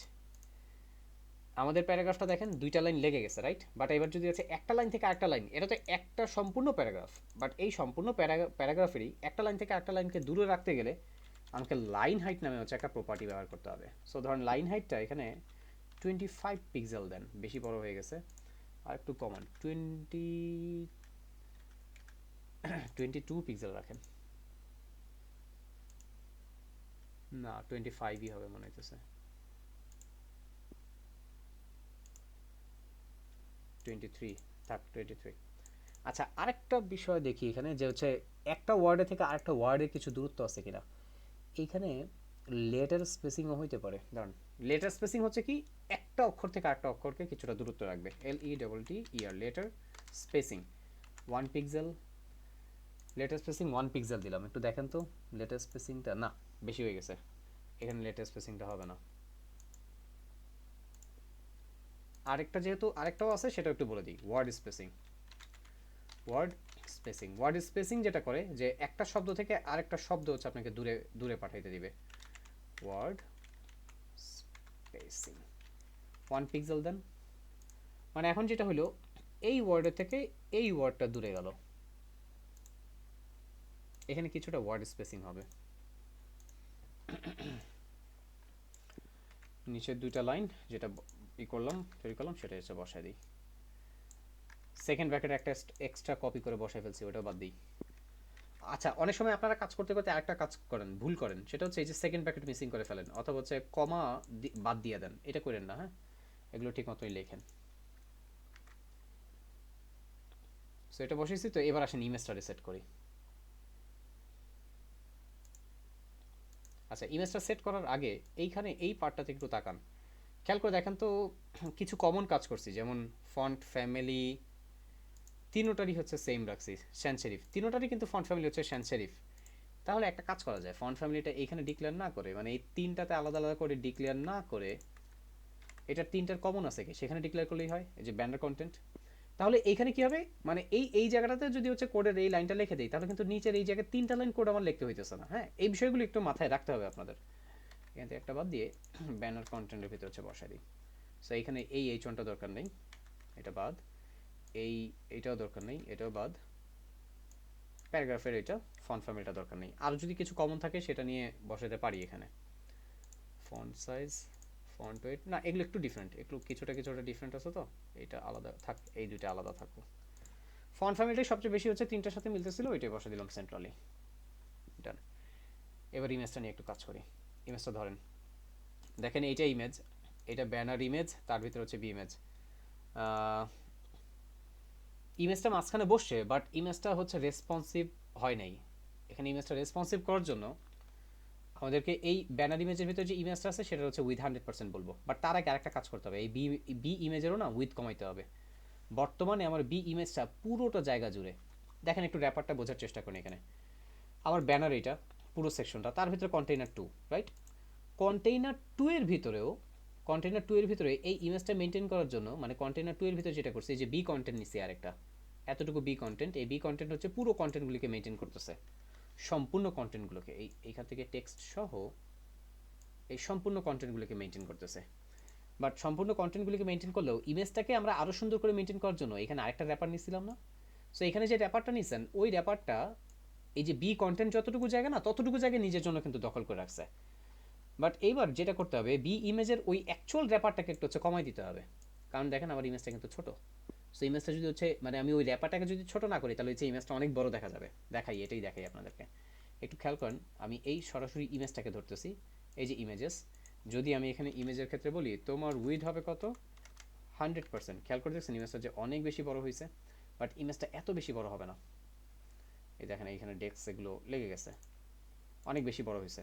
সো আমি যদি এই বি ইমেজটা এটা কমাই দিই, ওই অনুপাতে আমার ইমেজের এইটাও হচ্ছে কমতে থাকবে। এখন আরেকটা জিনিসও বলি, এই বি ইমেজটা তো বড় লাগতেছে কেন? এখানে দেখেন তো বি ইমেজটা কার ভিতরে আছে, বি ইমেজটা আছে হচ্ছে বি কন্টেন্টের ভিতরে। বি কন্টেন্টের উইথ কত পার্সেন্ট ধরছি? এখানে কোনো উইথ ধরি নাই, কেন? কারণ হচ্ছে কন্টেনার 2 এর যা উইথ, বি কন্টেন্টের উইথ তাই। কন্টেনার 2 এর উইথ কত, 55%, রাইট? সো বি কন্টেন্ট যেহেতু ওর ভিতরে, বি কন্টেন্টের উইথ না বললেও ও ওর পুরো জায়গাটাই হচ্ছে নিয়ে নিছে, ব্লক লেভেল এলিমেন্ট যেহেতু ও কত নিছে, ও পুরোটা হচ্ছে 55 নিছে। সো এই বি কন্টেন্টের ভিতরে ইমেজটার এই র্যাপারটা, এইটাও কিন্তু হচ্ছে 55% জায়গা নিছে। বাট এইটার জন্য, এই ইমেজটার জন্য এখানে ভিতরে এত বেশি জায়গা দেওয়া যাবে না। এই ইমেজটার র্যাপারটা যেটা আছে সেটা কি করবে, এই যে এই পাশ থেকে এবং এই পাশ থেকে, দুই পাশ থেকে হচ্ছে কিছুটা জায়গা ছেড়ে দিবে, ছেড়ে দিয়ে পুরো পার্টটাকে ইমেজটাকে হচ্ছে মাঝখানে আনবে। সো এখানে দেখেন ইমেজ উইথ আগেই দিয়েন না, আগে হচ্ছে দেখেন বি ইমেজটাকে ধরেন, ধরে এই বি ইমেজের পার্টের একটা হচ্ছে উইথ ধরেন, WIDTH উইথ। এখন ওর উইথ কত ধরবো? ও কার ভিতরে আছে? ও আছে হচ্ছে আপনার বি কন্টেন্টের ভিতরে বা কন্টেইনারের ভিতরে। সো কন্টেইনার বি কন্টেন্ট, এইটার উইথ কত? এইটার উইথ হচ্ছে আপনার 55%। 55 হলেও ওরা এই বি ইমেজের জন্যই 100% হিসাবে বিবেচিত হবে। সো পুরো র্যাপারটা যদি 100% হয়, তার ভিতর আমি বি ইমেজকে ধরার জন্য কতটুকু জায়গা ছেড়ে দিব, এই পাশে কতটুকু, এই পাশে কতটুকু ছাড়বো, একটু দেখেন। এই যে এই পাশে একটু তাকান, মনে হইতেছে কত, এখানে 15%, এখানে 15, 15, 30 না, অথবা হচ্ছে 15 না, অথবা 10, 10, 20 ধরেন, এই পাশে 10, এই পাশে 10। সো আমার র্যাপারটা হবে হচ্ছে, ইমেজের জন্য র্যাপারটা যেটা নিব সেটা আলটিমেটলি হবে হচ্ছে ধরেন 80% বা 70%। আসেন এটা ধরি, উইথ বি ইমেজ তোমার উইথ হবে হচ্ছে কত পার্সেন্ট, তোমার উইথ হবে হচ্ছে 70%। এবং ওর একটা বর্ডার দিই বোঝার জন্য, 1 পিক্সেল সলিড রেড কালার একটা বর্ডার দিই, রেড কালার একটা বর্ডার দিলাম। সো এই যে বি ইমেজটা দেখেন, এই এই যে এতটুকু 70% হচ্ছে জায়গা জুড়ে হচ্ছে বসছে, ঠিক আছে? ইমেজটা কিন্তু হচ্ছে এখনো ওভারফ্লো করতেছে, ওর থেকে বের হয়ে যেতেছে। সো ইমেজটা, এবার ইমেজটা ধরেন, ধরে উইথ 100% বলেন। সো এখন দেখেন এই যে ইমেজটা হচ্ছে ঠিক হয়েছে। আচ্ছা আমার মনে হয় বি ইমেজের উইথটা আরেকটু বাড়াইতে হবে, 75 করে দেন, ঠিক আছে 75। বাট আরেকটা প্রবলেম হয়েছে, একটু আগে তো কি ছিল, ও মাঝখানে ছিল, বাট এখন আর মাঝখানে নাই। দেখছেন কেন মাঝখানে নাই? যখন হচ্ছে আপনি এইভাবে ওরে একটা উইথ বলে দিবেন, ও আর এইভাবে মাঝখানে থাকতে পারবে না। আগে তো টেক্সট লাইন ছিল, ইমেজটা এমনি মাঝখানে চলে আসলো। বাট এখন যখন হচ্ছে এই যে ওর র্যাপারের ভিতর আপনি উইথ দিয়ে ওরে একটা জায়গা ধরে দিচ্ছেন, এখন আর হচ্ছে ওইভাবে পারবে না। সো এখন কি করতে হবে, এই ব্যানার ইমেজটাকে মাঝখানে আনার জন্য, মানে ব্যানার ইমেজটাকে এই ডিফটার মাঝখানে আনার জন্য আমাকে হচ্ছে এখানে একটা মার্জিন 0 অটোর কাজ করতে হবে, মার্জিন 0 AUTO অটো। সো দেখেন এই যে আমার পার্টটা চলে আসলো। এখানে আমি যা যা করছি এগুলো একটা একটা করে আমরা এখন হচ্ছে ইমেজের পার্টে নিয়ে যে বসাই দিব। সো এটা হবে হচ্ছে আমার ইমেজের জন্য মার্জিন 0, ও সরি এটা ভুল জায়গা বসিয়েছি, এটা হবে হচ্ছে ইমেজের জন্য, আর মানে ইমেজের র্যাপারের জন্য, আর তার ভিতরে ইমেজটার জন্য, ইমেজটা রেসপন্সিভের জন্য উইথ 100%। দেখেন একটু অন্য ট্যাবে যে আমরা দেখি, এটা ডুপ্লিকেট করেন, এই যে দেখেন। সো এখন এখন হচ্ছে একটা ফিনিশিং, ফাইনাল ফিনিশিং, সেটা হচ্ছে এইখানে যে যত মার্জিন প্যাডিং আছে সবগুলি সেট করবো আমরা। সো H1টাকে ধরেন, দেখেন H1 এর এই জায়গাটাতে হচ্ছে একটা মার্জিন টপ বটম আছে, H2তে মার্জিন টপ বটম আছে, এগুলো একটু ফিক্স করতে হবে। আমরা একটু ওদেরটা দেখি, ওরা মার্জিন টপ বটম কিভাবে কি করছে। দেখেন আমার পুরো ব্যানারের উপরে পার্টে একটা জায়গা খালি আছে না, এটা হচ্ছে ব্যানারের প্যাডিং। ব্যানারের নিচের দিকেও আমি যদি বলি পুরো ব্যানার সেকশনটা ধরেন এই যে হবে হচ্ছে পুরো ব্যানার সেকশনটা, হ্যাঁ এই জায়গায় যে ফাঁকা জায়গাটা এটা হচ্ছে নিচের সাকসেসফুল সেকশনটার জন্য। সো উপরের এই জায়গাটা হবে হচ্ছে প্যাডিং এবং নিচের এই জায়গাটা হবে হচ্ছে প্যাডিং, এবং এই প্যাডিংটা দিব হচ্ছে আমরা ব্যানারের। অনুমান করেন কতটুকু হতে পারে প্যাডিংটা, 50 পিক্সেল বা সামথিং। সো ফুল ব্যানারটাকে আগে ধরে ফেলেন, ফুল ব্যানার, এই যে ব্যানার, ব্যানারটাকে ধরে PADDNG প্যাডিং টপ বটমে ধরেন কত 50 পিক্সেল, এবং লেফট রাইটে কিন্তু হচ্ছে 0 হবে। সো লেফট রাইট এটা বাদ দেন, এইটা শুধুমাত্র টপ বটমে, না 50 না একটু বেশি হবে, আর 10 পিক্সেল বাড়ান, এই যে দেখেন এই জায়গাটুকু 60 পিক্সেল। এটা হচ্ছে আমার ব্যানারের জন্য, ফুল ব্যানার পার্টটার জন্য।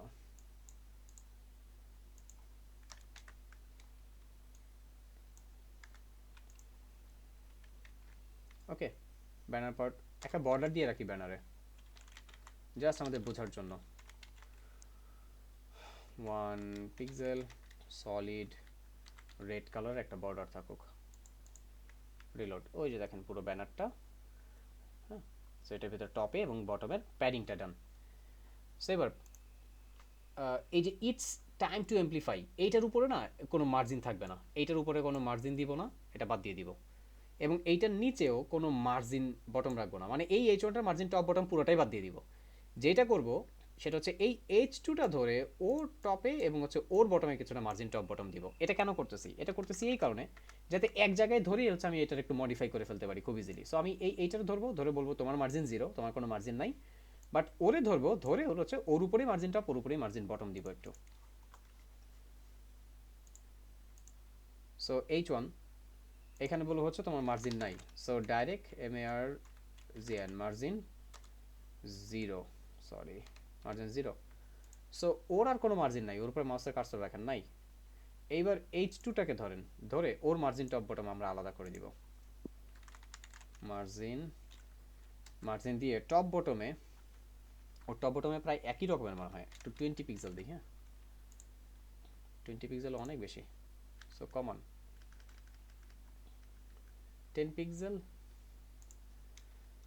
ওকে। সো আসেন বসাই, ওহো আমি একটু একটু ভুল করছি, এইটা হবে হচ্ছে 10 পিক্সেল বাই হচ্ছে 0, মানে টপ বটমে 10 পিক্সেল আর লেফট রাইটে 0। সো 10 পিক্সেল বাই হচ্ছে 0 এটা হবে।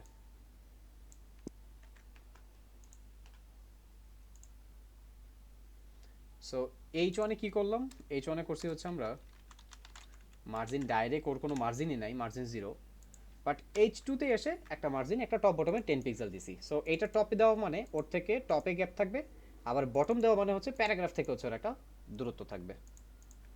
রিলোড, একটু চেক করেন তো, দেখেন আমরা কিন্তু কাছাকাছি চলে আসতেছি, এই ব্যানার পার্টটা আমাদের অলমোস্ট ডান হয়ে যাবে এখনই। এইবার প্যারাগ্রাফের জন্য কাজ করব। প্যারাগ্রাফের উপরে কোনো জায়গা দিব না আমরা, কারণ আমরা প্যারাগ্রাফের উপরে যে জায়গাটা সেটা হচ্ছে ওরে দিয়ে মেনটেন করতে চাইতেছি, ওর উপরে হচ্ছে মার্জিন দিব, আর এই প্যারাগ্রাফটার নিচে লাগলে হচ্ছে একটা মার্জিন বটম দিব। সো প্যারাগ্রাফটা যেটা হবে, প্যারাগ্রাফটা মার্জিন টপ থাকবে না, প্যারাগ্রাফটা ধরেন প্যারাগ্রাফের মার্জিন টপ থাকবে না, আমি আলাদা করে লিখি এখানে MARGIN মার্জিন টপ ডাইরেক্ট 0, এবং হচ্ছে মার্জিন বটম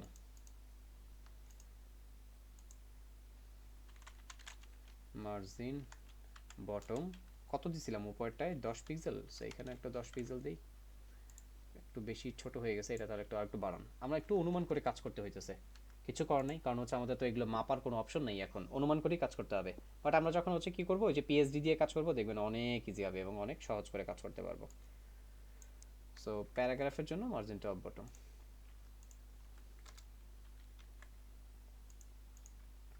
রিলোড দেন। আর ইমেজটার জন্য না, এখানে ইমেজের নিচে কোনো জায়গা ফাঁকা থাকবে না, ইভেন ইমেজের হচ্ছে কোনো মার্জিন টপ বটম কিছু দেওয়া লাগবে না। সো যা করলাম, আসেন একটু বর্ডারগুলি তুলে দিয়ে দেখি। ব্যানারের বর্ডারটা থাক, কন্টেইনার 2 এর বর্ডার দরকার নেই এখানে, কন্টেইনার 2, তারপরে হচ্ছে আর কই কন্টেইনার 2 আর কই দিলাম বর্ডার, আচ্ছা কন্টেইনার 2টাই অফ করে দিই, ও ইমেজেও ছিল একটা, এটাও অফ করে দিই, রিলোড দেন, খেয়াল করে দেখেন এই যে আমাদের কন্টেন্টটা সুন্দর লাগতেছে না? হ্যাঁ, বাট তার জন্য একটু পরিশ্রম করে এটাকে সাজাইতে হয়েছে।